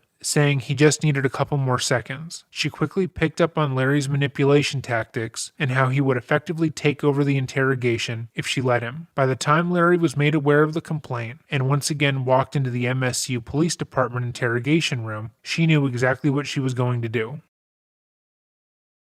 Throughout this interrogation, Mumford never lets Larry have the upper hand or get too comfortable in what he is saying. In his original interview, he would often cut off O'Brien and go off on long, unimportant tangents that would impress upon her that he was a very important person who would never be in such a powerful position if he had done what he is being accused of. Mumford knows that he does this in order to guide the interrogation himself, but she refuses to hand him the reins, constantly cutting him off, asking follow-up questions, and bringing him back on topic. Oh, sorry. I'm Andrew Munford. Hi, nice to meet you, Larry Nassar. Thanks for coming in so quick, too. Yeah. Obviously, you're not under arrest, so you can leave whenever you want. Anytime we bring someone to interview room, we make sure that they know that. I know you talked to Val O'Brien, one of my colleagues, Yeah, a couple wow, years yeah, ago. right, Yeah. right. That was Okay. What I want to talk to you is kind of go back to that situation. Sure. And I know that you guys had, papers on there, talked about maybe redoing some practices and things in relation to that. Reference that situation. What do you recall about that investigation? Right, that had, concerns over the form of treatment that I was doing, and that I talked about having to do the reasons why I did it, from a manual medicine standpoint. And there was a student that was in the room that had to leave to start because I was behind. We need to start another patient. And so we're like, always have another person in the room. Right. You know what I mean? And I've been trying to adapt my techniques so we won't get into the same situation. Okay. What practices have you changed in response to I've been trying to have people in the room, okay. And trying obviously not to get into that same situation. You know what I mean? Like, has there been another complaint? I'm just confused right now. Well, we're kind of seeing what things have changed, what practices. Okay, yeah. So I'm trying to do things where the difficulty is with the hands-on is I'm trying very hard to do things where I'm not being nearly as invasive, but it compromises things. So I am trying to modify that and having students there and having family members there, and I document in the chart, so-and-so's in the room, so my documentation's changed. I'm trying my best to do it over close, and that's sometimes the hard thing is the tightness, it's like the close gets in the way, but so I'm very, there's not a day that goes by that I don't think about that, Yeah. because that was a very scary thing, in my life, obviously. So, and I don't want to get into that. So I was like, oh my God, what happened? Like my heart is hurting. It's like what the heck? You know what I mean? So, I hope, that I've made the appropriate changes. Because it's, and I've done a lot of education. I'm really trying hard at educating so that and I always thought I was good at educating, but I'm trying to educate even more. What do you mean by educating? Explaining what we're doing. To the patient? To the patient, family, exactly. All right. Have you had any instances where there hasn't been anyone in the room for an exam? There'd be some on occasion, of course. You know what I mean? That just is the way that with medicine is now. It's difficult. You know what I mean? So yes, that has happened. And what circumstances cause that to happen? The patient is an adult, like she was too. But again, when I'm doing that, I'm trying not to do those techniques. You know what I mean? So, but I'm trying to, like really trying to explain things. And I haven't had any complaints, you know what I mean? During that technique, though, has there been situations where someone's not in the room? I would probably, who's a doctor, you know what I mean? You do that technique on? She said it saved her career, you know what I mean? So she was just in today. Can you explain the technique? I Yeah, know bits and pieces, but I'm not and I super sent her familiar. videos, you know what I mean, too. I mean, like, Yeah. I lecture on this. That's the thing that's frustrating. It's, so, you know, the sacrotuberous ligament, it runs from the pubic symphysis, the falciform process. It's like the pelvic floor, okay? You won't understand the stuff. So you're really coming in, like the way to describe it, you know, even in some of the videos is, it's like you go towards the labia and go lateral. So you're going in and apart, okay? And then there's muscles that attach to the ligament. And so as you're treating that, you can feel the release. And that's a great teaching thing, too. It's like I have the student feel their rib cage, okay? And then I go and I release that, and they're like, oh my God, what did you just do? You know what I mean? Because they can feel that effect, you know, from the way that the costello muscle, the costello thoracic runs down from the rib cage into and entwined in the sacrotuberous ligament, you know. So when you're doing that, and you said you look for the release, what are you feeling? Like, what does... You feel tissue tension. Okay. Tissue tension changes. It's all about tissue tension. Right. And so you're trying to, like if I pull on one part, you know what I mean, like you can see how that affects another part. Right. So it's the same thing like a run in the pantyhose or something like that. You know, like one pull here can affect, and we talk about triplaning and fascial releases where, say if I rotate, extend, and back, you know what I mean, that like wringing out a towel. You know what I mean? So there's, you know, you may have to go clockwise, counterclockwise. I always talk about the different vector forces to make the effect above. You know what I mean? So it's a three-dimensional, you know, I call it triplane, but like a three-dimensional effect to it because it's not just that simple. You know what I mean? So. Gotcha. Okay.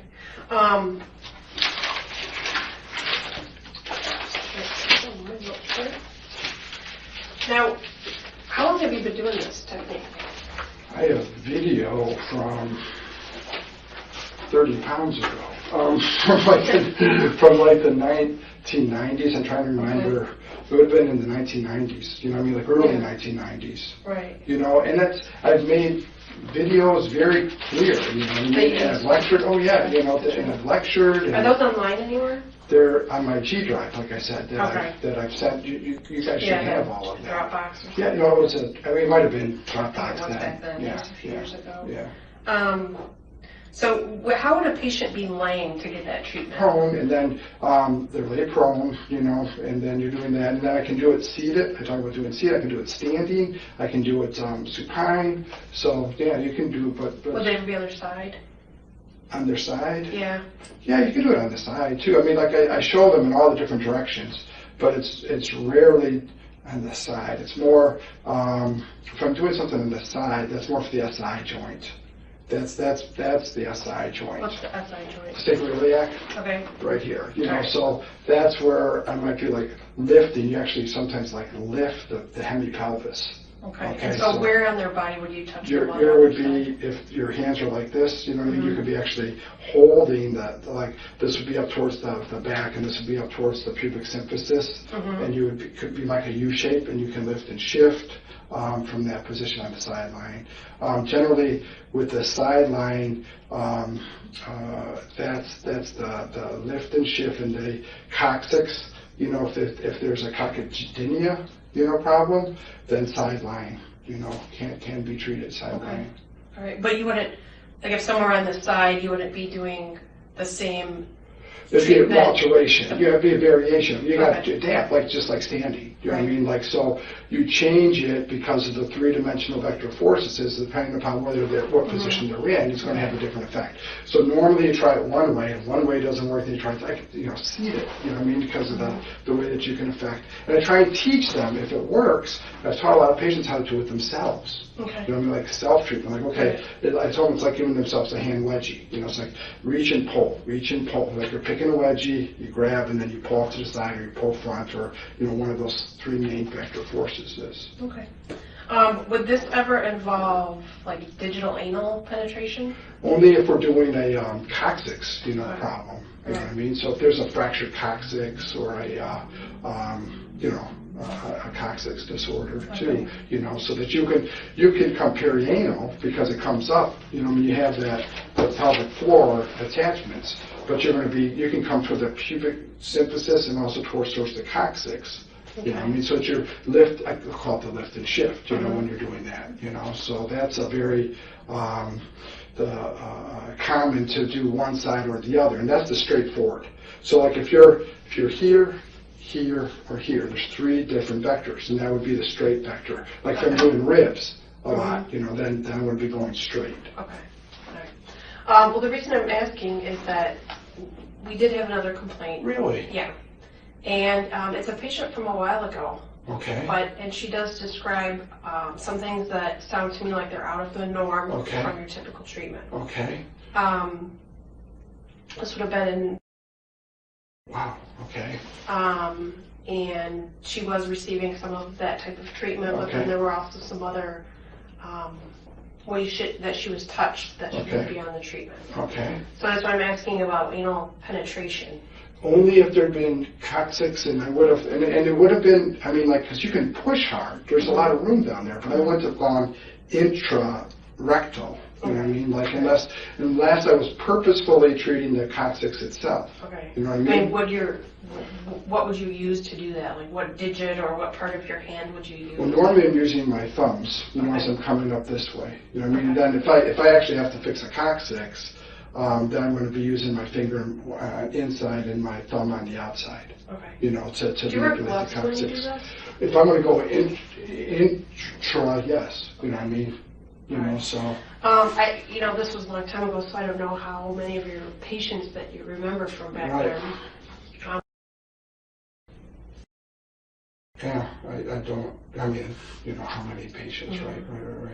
Yeah, no, I don't remember. Right. No.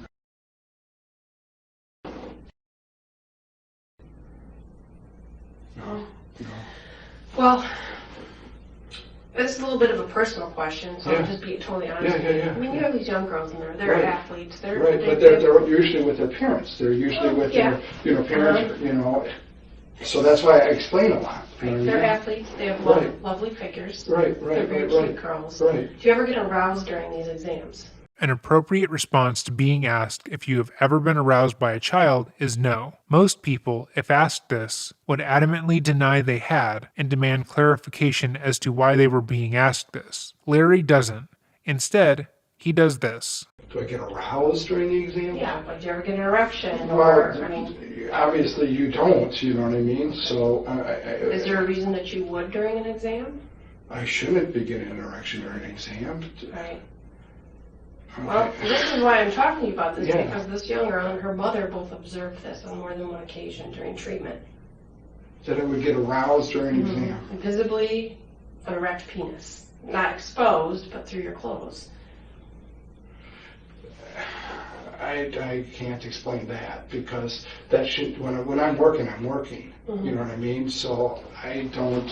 An appropriate answer would be anger, saying the person couldn't have seen your erection because you have never had one while working on a child, and stating that they are lying. But Larry instead shakes his head and says he can't explain it because he was working. Well, you can understand why this would be Well, of yeah. concern. Yeah.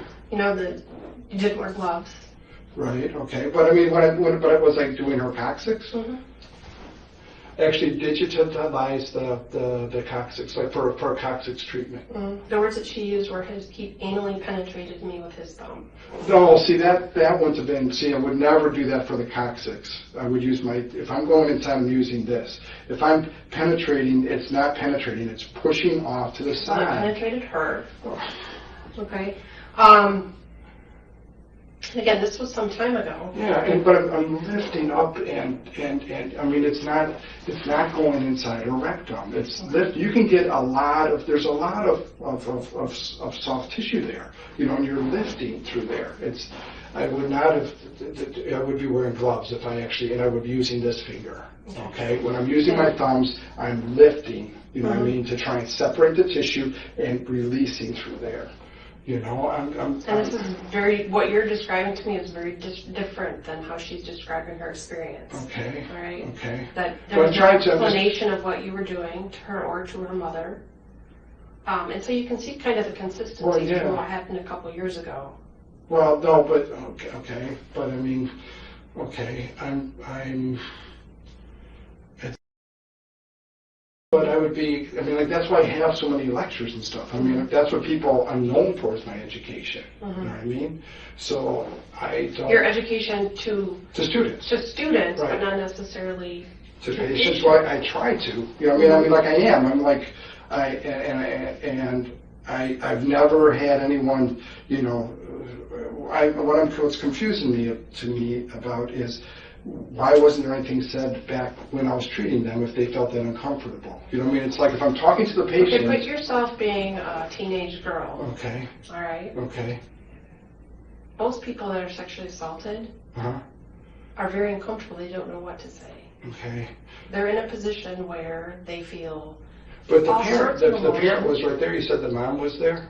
She was in a different part of the room. She couldn't observe. It's an exam room, a different part of the room. It's the same room. Behind where you were. Okay.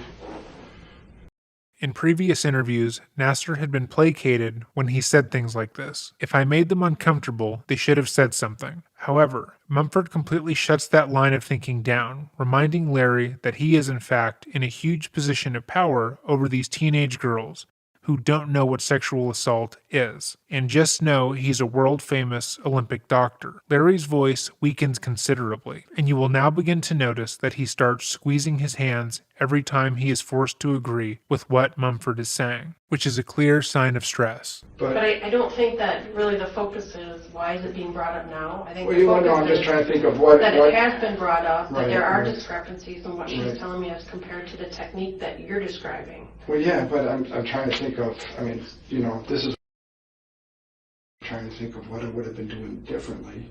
That's a long time ago, you know what I mean, for me to remember everything. But there would be, like I said, what the discrepancy would be is I'm using my thumbs, that's not a discrepancy, to release around the coccyx, okay, where I'm actually lifting, okay, so that's what I said, if I'm treating through sacral tuberous and not the actual, because I'm trying to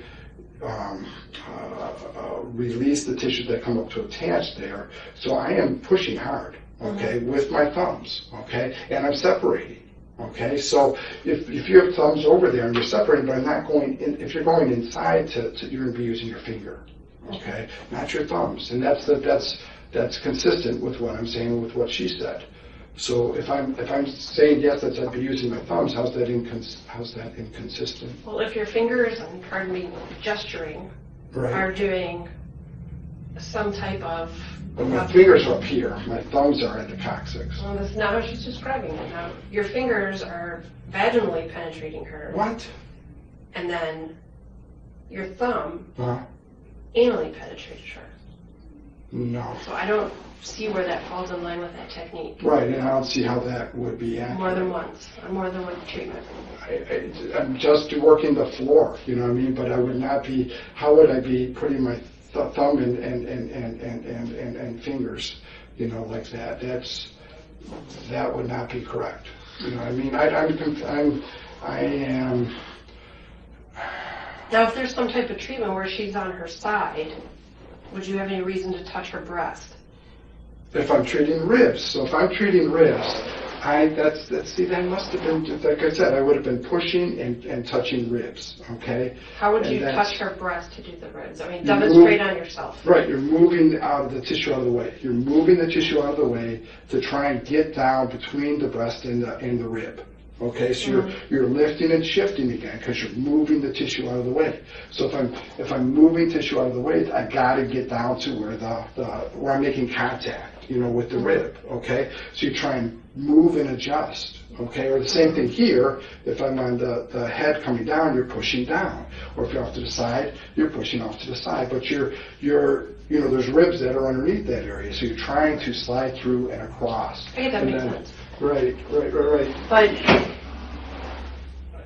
This girl saw you 5 times, Uh-huh. and all 5 times there was something that, with her knowledge of what that treatment was, because she had some knowledge of it, Uh-huh. went beyond that. The Okay. touching of her, the digital penetration of her anus, Mhm. touching of her boob, and she could visibly see at that time that you had an erection, that you were aroused. Okay, she describes your demeanor, your behavior, your physical reactions, and being able to see an erection. Okay. Okay, so I know it was a long time ago. Right. I'm here to get your side of the story because Right. this is very concerning. Well, yeah. I mean, I try my best to be appropriate, professional. You know what I mean? And I had no understanding of why that would be occurring. Okay, like yeah, I'm a male. You know what I mean? But Larry comes across as completely exhausted. This interview has only been going for 18 minutes, and he is worn out and tepidly pushing back from the assertion that he gets sexual pleasure from working on young girls, despite not being able to definitively say he ever had a visible erection while working on a minor. At the same point in his previous interview, he was animated, joking, and at times flirting with the officer. Has it ever happened in an exam or treatment before? you know, I mean, you are, you know, I mean, I'm focused on my treatment. You know, what I mean, I'm not trying to gain any type of sexual pleasure out of working with my patients. Okay, I mean, that's what you're trying to ensue or whatever. That's what I'm asking you. Right, and I'm saying no, I don't get sexual pleasure out of working with my patients. That's not what being a physician is. Not what I'm about. Okay, what I'm trying to do is release tissue and work through them, but I'm not trying to get my jollies out of this. Mm-hmm. Okay. So explain to me, like, when you're doing an exam, is it physically taxing on you? Yes. Oh yeah. Your medicine is physically taxing. Yes. You know what I mean? That is. There is no question about that. You know what I mean? Because you're moving body parts and you're pushing and you're really. And for me, it's a lot of cerebral where I'm trying to visualize where the fascia is going. You know, and pushing and moving. Okay, so I mean, I'm working my best to try and allow that treatment process to occur, and you're really trying to feel what's happening in the tissue.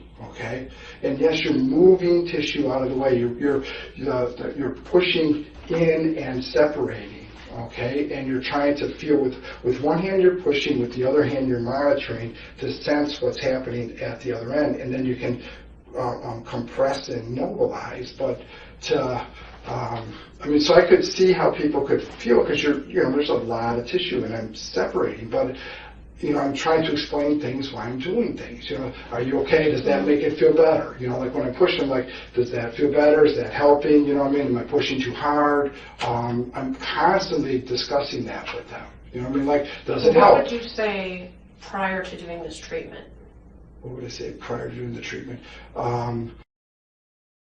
You're at a doctor, someone that you trust, and all of a sudden, his fingers are essentially in your vagina, and with no explanation. I would have explained it. I don't understand why she said I didn't explain it, because I always explain, okay, now you're going to feel like pressure. But you didn't explain it 2 years ago. Yes, I did. I mean, 2 years ago, she reported pretty quickly after it happened. She's not going to forget that she received an explanation. But I do explain. You know what I mean? That's what I'm saying is like, I don't, that's I'm like, okay, I'm putting pressure, compressing, separating. You know what I mean? Like I'm going to, my hands are going to be pressing onto here and I'm going to be pushing off to the side, or, if this hurts, let me know, but I'm treating it and just talking at the same time. You know what I mean? So as I'm going through it, it's not like I sit and explain everything to start with and then go do it. I'm talking through it too. You know what I mean? It's like, how does that feel? I'm getting real-time feedback from them. Okay, so as I'm doing it, like, does this hurt? Are you okay? Is that feeling better? Okay, so it's not like it's a dead silence and I'm just doing things. You know what I mean? I'm constantly talking, with them to get feedback. Okay, did they say anything about that? But that's what I do. I'm constantly talking. You know, does that make it feel better? Make it feel worse? And I'm adjusting based upon that. Would there be a situation that you wouldn't wear gloves during an exam like that? If I'm you know, like, I will wear gloves if I'm actually like manipulating the coccyx. You know what I mean? Because you're going into rectal. You know What I mean? if you're going vaginally or even just outside? Well, if I'm just outside, no. You know what I mean? Yeah, I even say that on the thing. You know, as long as you're staying external, you know what I mean? Because you're external, okay? And you're sensing, you're using to push, to lift and shift. You know, because you're staying. You know what I mean? Like you're staying lateral to that. So you're pushing in central and then lateral. Okay. So, but you know, so if you have like the vagina here and you're coming here pushing, you can see how you could, you know, like feel, or they may have as a teenager having that sensation, but I'm not going intravaginally. I'm going extravaginally, but pushing in through the pelvic floor. Okay. So this is the pelvic floor. You know what I mean? You're here and coming over. There's tons of room there. Okay. And so that's what I'm saying is like, that as I'm doing that, I'm asking them, you know, are you okay? You know, am I pushing too hard? You know, is this hurting? You know what I mean? Do you feel better up there? Am I monitoring hand? Do you ever ask them if it feels good? Feel better or worse? You know what I mean? Does that feel better? You know what I mean? Are you doing okay? It's always better, you know, because I'm trying to see, okay, do I need, remember I said about the different adjustments, because do I need to go this way, or that way? It's based upon how they're responding and how I'm sensing the release, because I can sense the release, but I can't sense their pain. You know what I mean? And are you okay? You know what I mean? That's the thing that's very irritating to me, you know, is that if I'm asking the patient, you know, for feedback while I'm doing it, that's how I always feel like I'm okay, because I'm like, are you okay? Are you okay? You know, like you're talking in real time, you know, with them. Okay, am I pushing too hard? Is this hurting? You know, like this, because you know, you don't want to push too hard to hurt them. You know what I mean? So, you know, does that feel better? Feel worse? You know what I mean? And then they respond. You know what I mean? I hope. You know what I mean? So, but that's what is frustrating to me, is trying to get an understanding of why there was that lack of communication. You know what I mean? But when you're talking to them in real time, you know what I mean? Like I'm asking their feedback. But in a situation where you weren't talking and they didn't know what you were going to do to them because they had no prior explanation, I mean, would a girl that young speak up? When you're trying, if she's wondering if she's not feeling okay, but she thinks it should be okay, and thinking about it later, then she realizes that it was not okay with her. Larry tries once again to blame the patient, saying that they never communicated their feelings towards him, therefore denying any responsibility. Mumford again shuts this completely down, telling him that it absolutely makes sense that a 15-year-old who was at the doctor wouldn't know how to tell him what he was doing was inappropriate, because she wouldn't know. At this point in his original interrogation, Larry had already shifted the onus of responsibility successfully away from himself onto the other, and the interrogator had reassured him that he wasn't in trouble. Larry's demeanor continues to crumble as it becomes more apparent that Mumford isn't buying into his reasoning. I mean, there's I can see that, you know, and then seeing that you're erect and feeling on more than one occasion and feeling very uncomfortable. Yeah, well, it'd be nice if I had, you know, whatever. I mean, I can't speak for her, but if the parent also and her felt that, it'd be nice if there was some communication where I'm asking for communication. You know what I mean? So, but that's... And we can't go back to having that, right. But this situation as it is, I mean, there are some things that, even to me, hearing you explain it one way and hearing how she explained receiving the treatment was very different. You know, I mean, trying to explain it, you know what I mean, the best that I can. Right. You know, I mean, I'm trying But for her, she very vividly, you've done it hundreds, maybe thousands of times. Right. For her, she did it 5 times, and it's very vivid to her how she received what you presented as treatment, what she felt very different as. Okay. And did she ever make any, I would assume not, otherwise I would know, like concern, I mean, like, did I ever like ask her something and say like, does this hurt, and then not adjust it or not listen to what she was saying, I mean, like the feedback, would I respond to her feedback, and was she telling me she was getting better?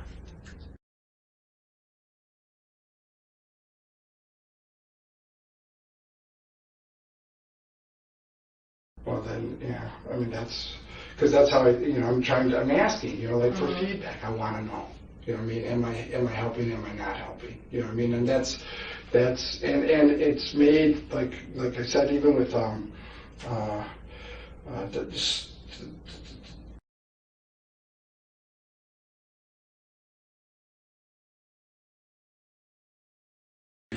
be able to continue standing and walking and doing our job, what I mean, it is very personal, what I mean. And it's also received very different when you're doing it on someone from the medical profession who has a lot more knowledge of what you're going to do.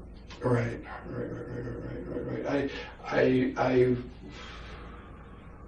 I can't talk about something I don't know the situation. I mean, like from that long ago. But that's what I try. I do this all the time. I talk to people. I'm trying to get feedback, and I'm trying to go off of their feedback. And there's like this trust too on my part of that I'm trusting them to tell me if I'm hurting them, if I'm pushing too hard. Are they getting better? You know what I mean? Like that's part of the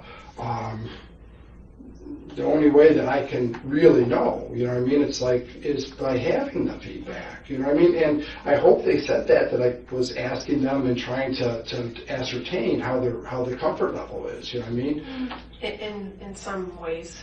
Because that's, the last thing I want to do is hurt someone, what I mean? And so if you're concerned because you're in their private area and you're asking them questions, and if they're not giving you the feedback, then how do you know that if you're saying, am I hurting you? And they say no, then how do I know that I'm hurting them? You know what I mean? And I'm trying to be realistic with them, what I mean? And I understand that in a treatment, but in a different situation, and I think what concerns me here is the visible signs of your arousal, where this young girl is afraid.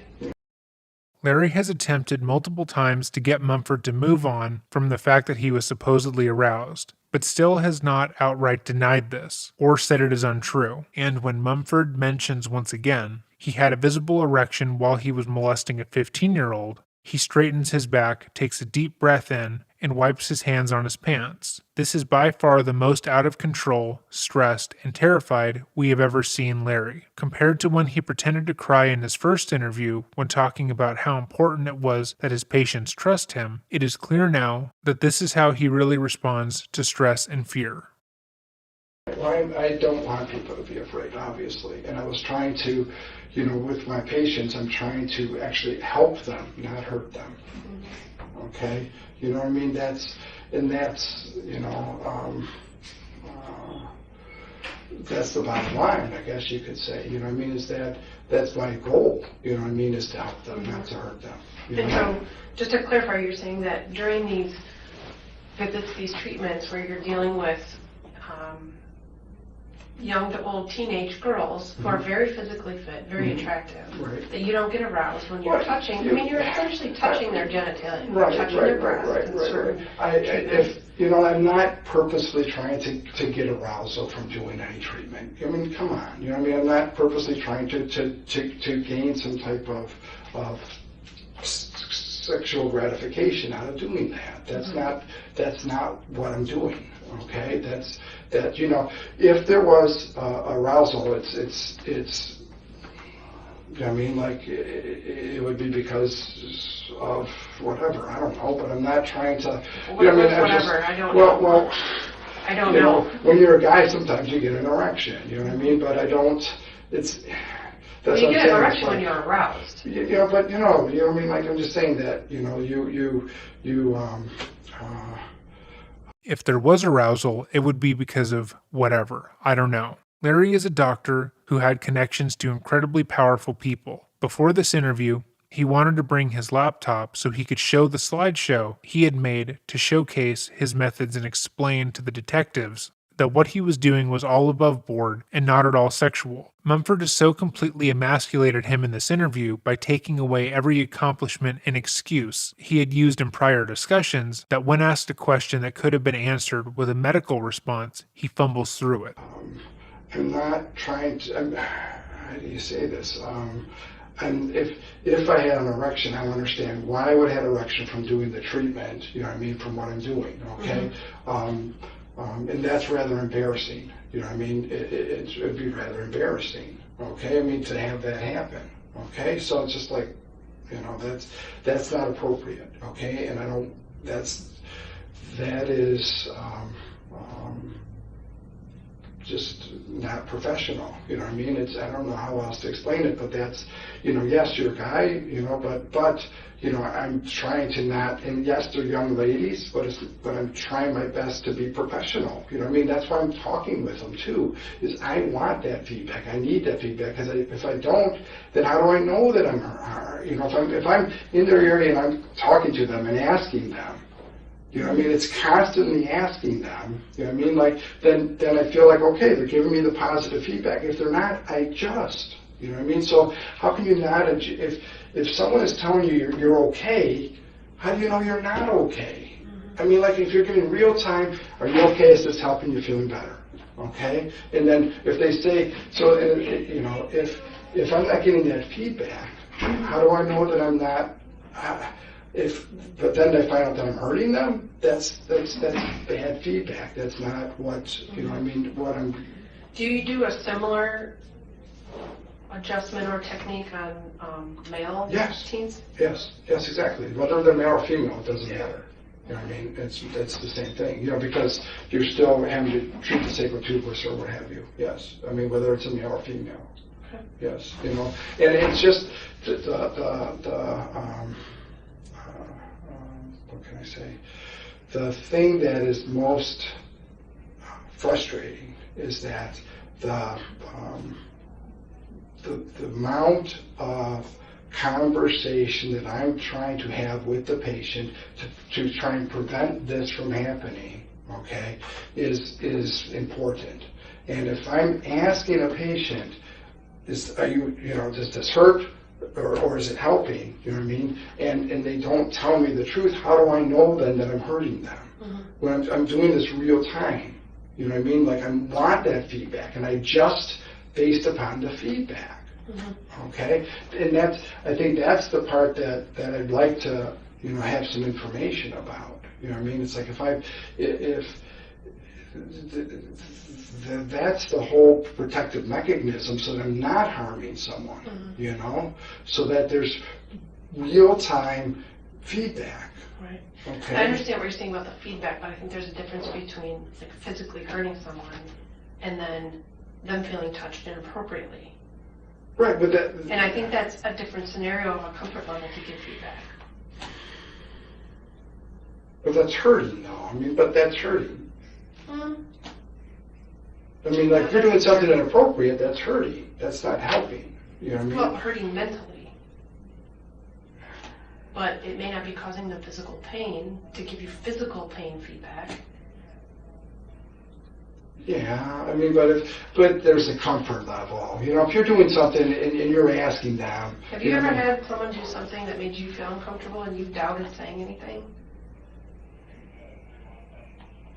Not, you know, like you mean like...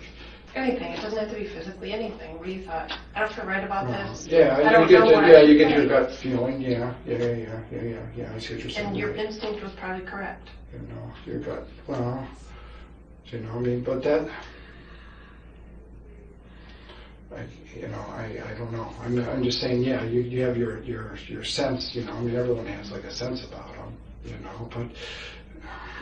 Mumford has just gotten Larry to admit that his continued insistence that it was the minor's responsibility to tell him not to molest her isn't important and, in fact, doesn't make sense. This had been the only argument he had been allowed to make the entire interview, and the moment he agrees it isn't practical, he sighs and leans his head in his hands, briefly covering his mouth, showing an immense amount of fear and stress.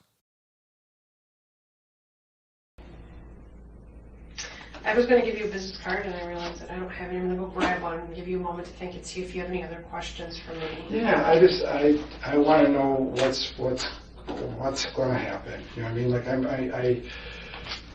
very.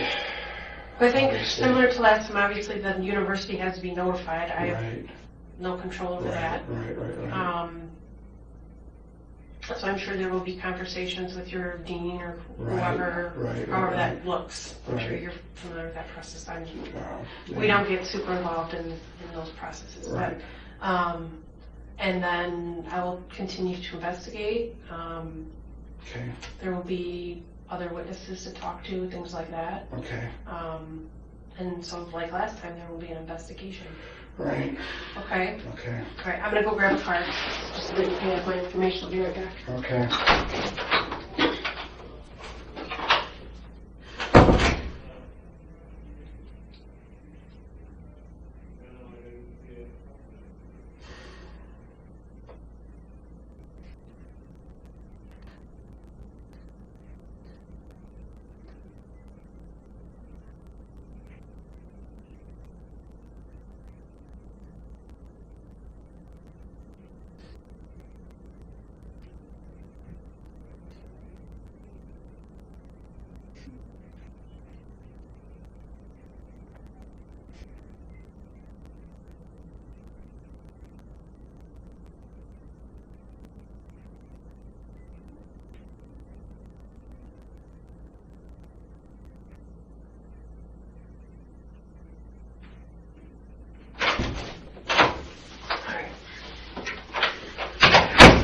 Leave over their business card. Before I forget, I'll give you one of those as an email, and also the phone number that I left for you.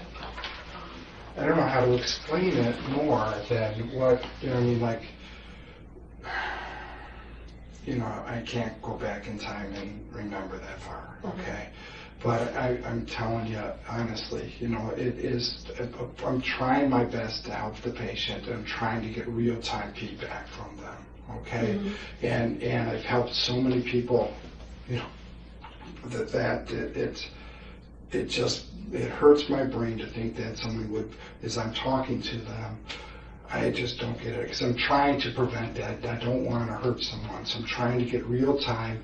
Am I helping? Am I not helping? And I try and adjust based upon what they're saying. And so it's hurtful for me to think that you know, that I've hurt someone. You know what I mean? That's just not who I am, okay? And I'm trying my best to figure out how I didn't read the situations, you know, because that's, you know, I mean, you're trying to assess comfort level, you know, too, and I obviously offended her, you know, I mean, there's no question, and that's not good, you know what I mean, and I don't want to offend anyone, you know what I mean, that's not the intent, that's not the purpose, and I'm trying to do the feedback to know if I'm making a difference or not. You know, and so I usually leave feeling good because I'm helping someone. You know what I mean? What would you say if I told you that there may possibly be other complaints? I mean, I'm doing this treatment a lot. You know what I mean? So you know what I mean? But why would there be those consistent complaints? You work down there a lot. You know what I mean? If I'm working there a lot, okay, what's gonna? But if repeated girls are saying that you're not explaining the process and that. But I feel I'm explaining the process. They may not be understanding it, but I think I was explaining the process. You know what I mean? Like if I'm explaining it and they're not understanding it, then you would expect that they ask for more information. Have you had other complaints from patients? No, just the one. You know, but you know, if I've had to explain things to patients. You know what I mean? Like, but. But if they afterwards said, I feel like you invaded my space, but I violated. No, nothing like that. Okay. About how many times do you think you've done this procedure? It'd be thousands, you know, over the years, because it's been long time. You know what I mean, that I've been doing it, you know. So, and like I said, I lecture on it, and it is invasive. And I'm trying to explain things, and that's what bothers me is that, you know what I mean, if I'm talking to people and asking them, you know, for their feedback, you know what I mean, and if I'm getting feedback that says it's okay, then it's okay. You know what I mean? It's like I'm asking like permission. You know, am I pushing on you too hard? Is it hurting? You know what I mean? And I'm adjusting. You know what I mean? And so that's the concern that I have is like, you know. So this is just it hurts me to think that I'm not that by talking to my patients and trying to interact with my patients that I'm saying one thing and they're telling me something, but they're afraid to tell me the truth. You know what I mean? And that's hard, okay? That they're afraid to tell me the truth. It's like, well, what's, you know, like, just give me the feedback, you know, and I adjust. You know what I mean? That's the whole thing is getting that adjustment. You know what I mean? That's what hurts. You know what I mean? It's like, because it's like blindsiding someone. You know what I mean? It's like if you're doing this and you're doing it for good to help someone, and they're giving you the positive feedback that you're helping them. How do I know I'm hurting them if I'm getting the positive feedback that I'm helping them? You know what I mean? And they're telling me that. You know what I mean? Like you said, she said yes, it feels better, but she then wasn't feeling better. You know what I mean? So how do I know that? You know what I mean? Like, unless, so if I think emotional pain, though, is different. And I think you keep talking about helping the physical pain, the cause that brought her there. Right. But emotionally, she's not getting help from this. She may be getting some physical because you are doing, in part, the treatment. Her pain is somewhere else. Well, yes, I mean, if she thought that I was being inappropriate, I could see how that would be painful. You know what I mean? And I don't want that. You know what I mean? That's why I'm trying to be. You know, you can explain something and then go ahead and treat it. But if you're actually talking to them while you're doing it, it's better than, in my mind, than saying, you know, because I'm trying to get real-time feedback, not here's what I'm going to do, then I go do something different. If I'm actually touching the patient and asking for feedback while I'm touching the patient too, you know what I mean, that allows for, in my mind, more, you know, like feedback than here's all the information, then you stop the information and you go do it, and then you don't get any feedback. So if a patient stopped you and said, this feels inappropriate. Yes, then of course I would adjust. I'd say I apologize and I'd try and explain more. Okay? You know, this is what I'm doing, this is the reason why, you know what I mean, that I'm doing what I'm doing. Okay? So you're gonna adjust and explain. You know what I mean? So yeah, if anyone says that it hurts or, you know, I feel uncomfortable, you know, then I say, okay, let's try a different way. You know what I mean? Let's do this and I'll explain this, you know, to them. So, you know, I've done a lot of work with, you know, like I'm trying to also, like, if there was patients that I think needed more, I use a pelvic floor therapist. You know, it's like if they need that type of help, I have a pelvic floor therapist that I'll send patients to. You know, there was one patient who came up from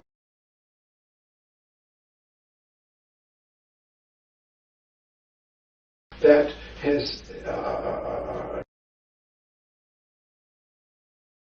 and she had this problem with her. This was just in the past few months, and it's like, you know, you're a peer, aren't you? You know what I mean? Because gymnasts pee a lot. You know, they have weak pelvic floor. You know, and so we're always working like, okay, you got to learn how to use your pelvic floor to squeeze to help with the core. It's like the floor to the core.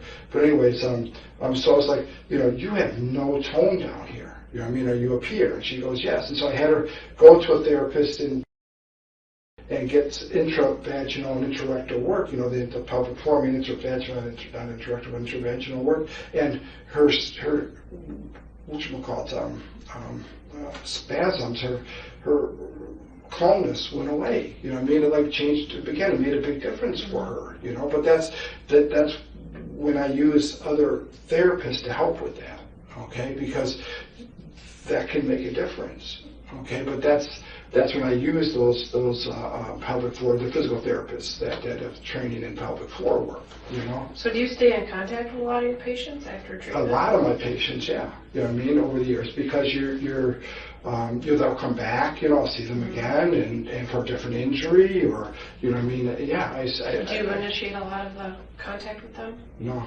I never initiate, they initiate the contact. Okay. I don't really have any other questions right now. Okay. What's the best number to call you if I need to? Let me give you my cell. Is it the what you call?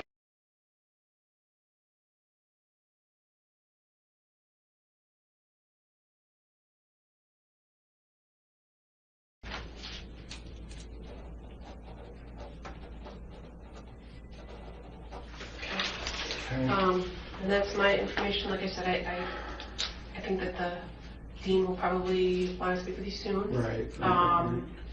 Not something I can control. Right. But I may have more questions from you, and That's then I'll get a fine. hold of you, That's so I fine. don't have to call your home or your work. Okay. All right, well, thank you. I don't know what else to say, but I'm not trying to hurt anyone, and I must obviously not be doing a good job of explaining things, and I really feel like I'm trying to real-time explain things, and it's obviously must not have worked, you know what I mean? So, but that's the best I can say, is that I'm trying to get real-time, and if I'm offending someone, I would expect that as I'm treating someone, they would say that hurts or that makes me feel uncomfortable. You know what I mean? And then you adjust and say, okay, I'm sorry, let me explain it to you, and you adjust. But if they give you positive feedback, then you think you're doing something that's helpful. But so, all right, well, thank you. I'm sorry. All right, well, have a good day. Thanks, you too. In comparison to the last time Larry left the interrogation, he is clearly in lesser spirits. Larry had gone in with the hopes that he would be able to convince the detective to let it go and not look into the claims against him. But now, he is realizing that this investigation will no doubt uncover the fact that he had resigned of USA Gymnastics over similar complaints, and he will, at the very least, lose his job. Directly after this interview, with the knowledge of what is to come, Nassar asked to be removed from all clinical duties, and was reassigned, but the worst was yet to come.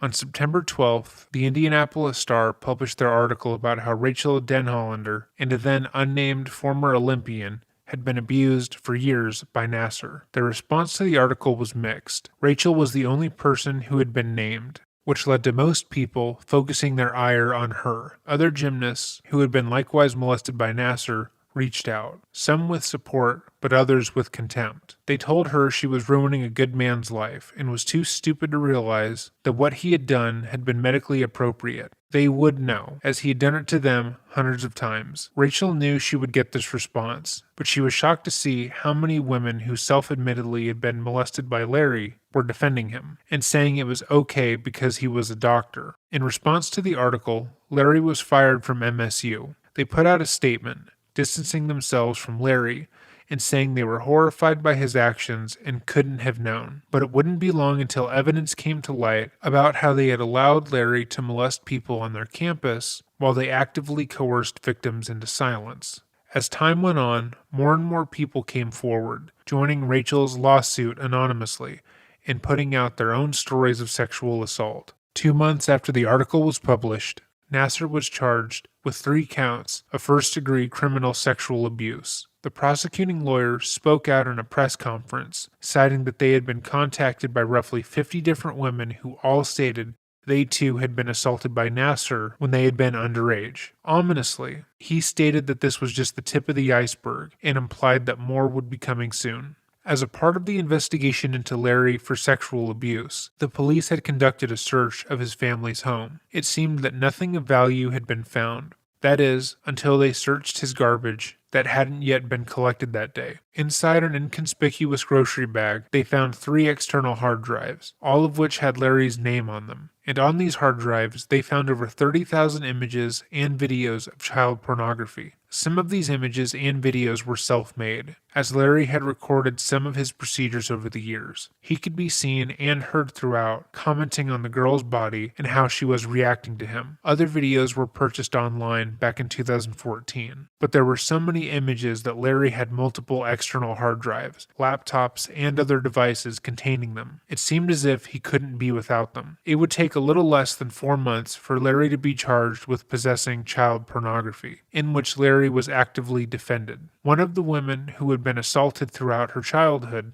and had become close to as an adult felt personally offended by the attacks on Larry. She knew better than anyone that his massages and pelvic floor alignments had been weird, but Larry had always told her that they were medically sound, that she needed them for her back and hips, that if he found a pressure point in her vagina, he could heal her knee. She defended him fiercely in every Facebook comment section, Reddit post, and news article she could find. He wasn't a pervert, she said.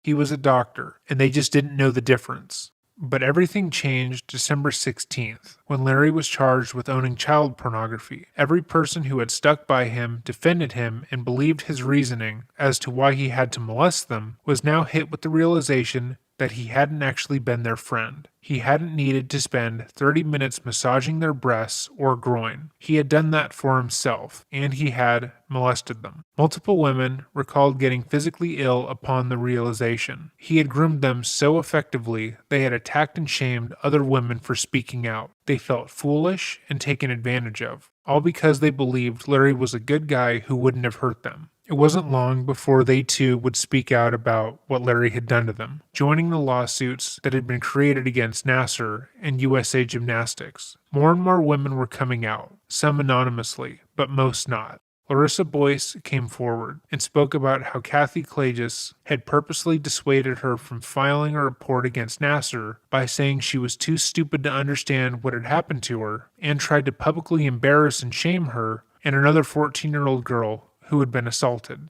Klages spoke up and stated she didn't recall the conversation, but also that didn't occur, but then retired from her post the very next day.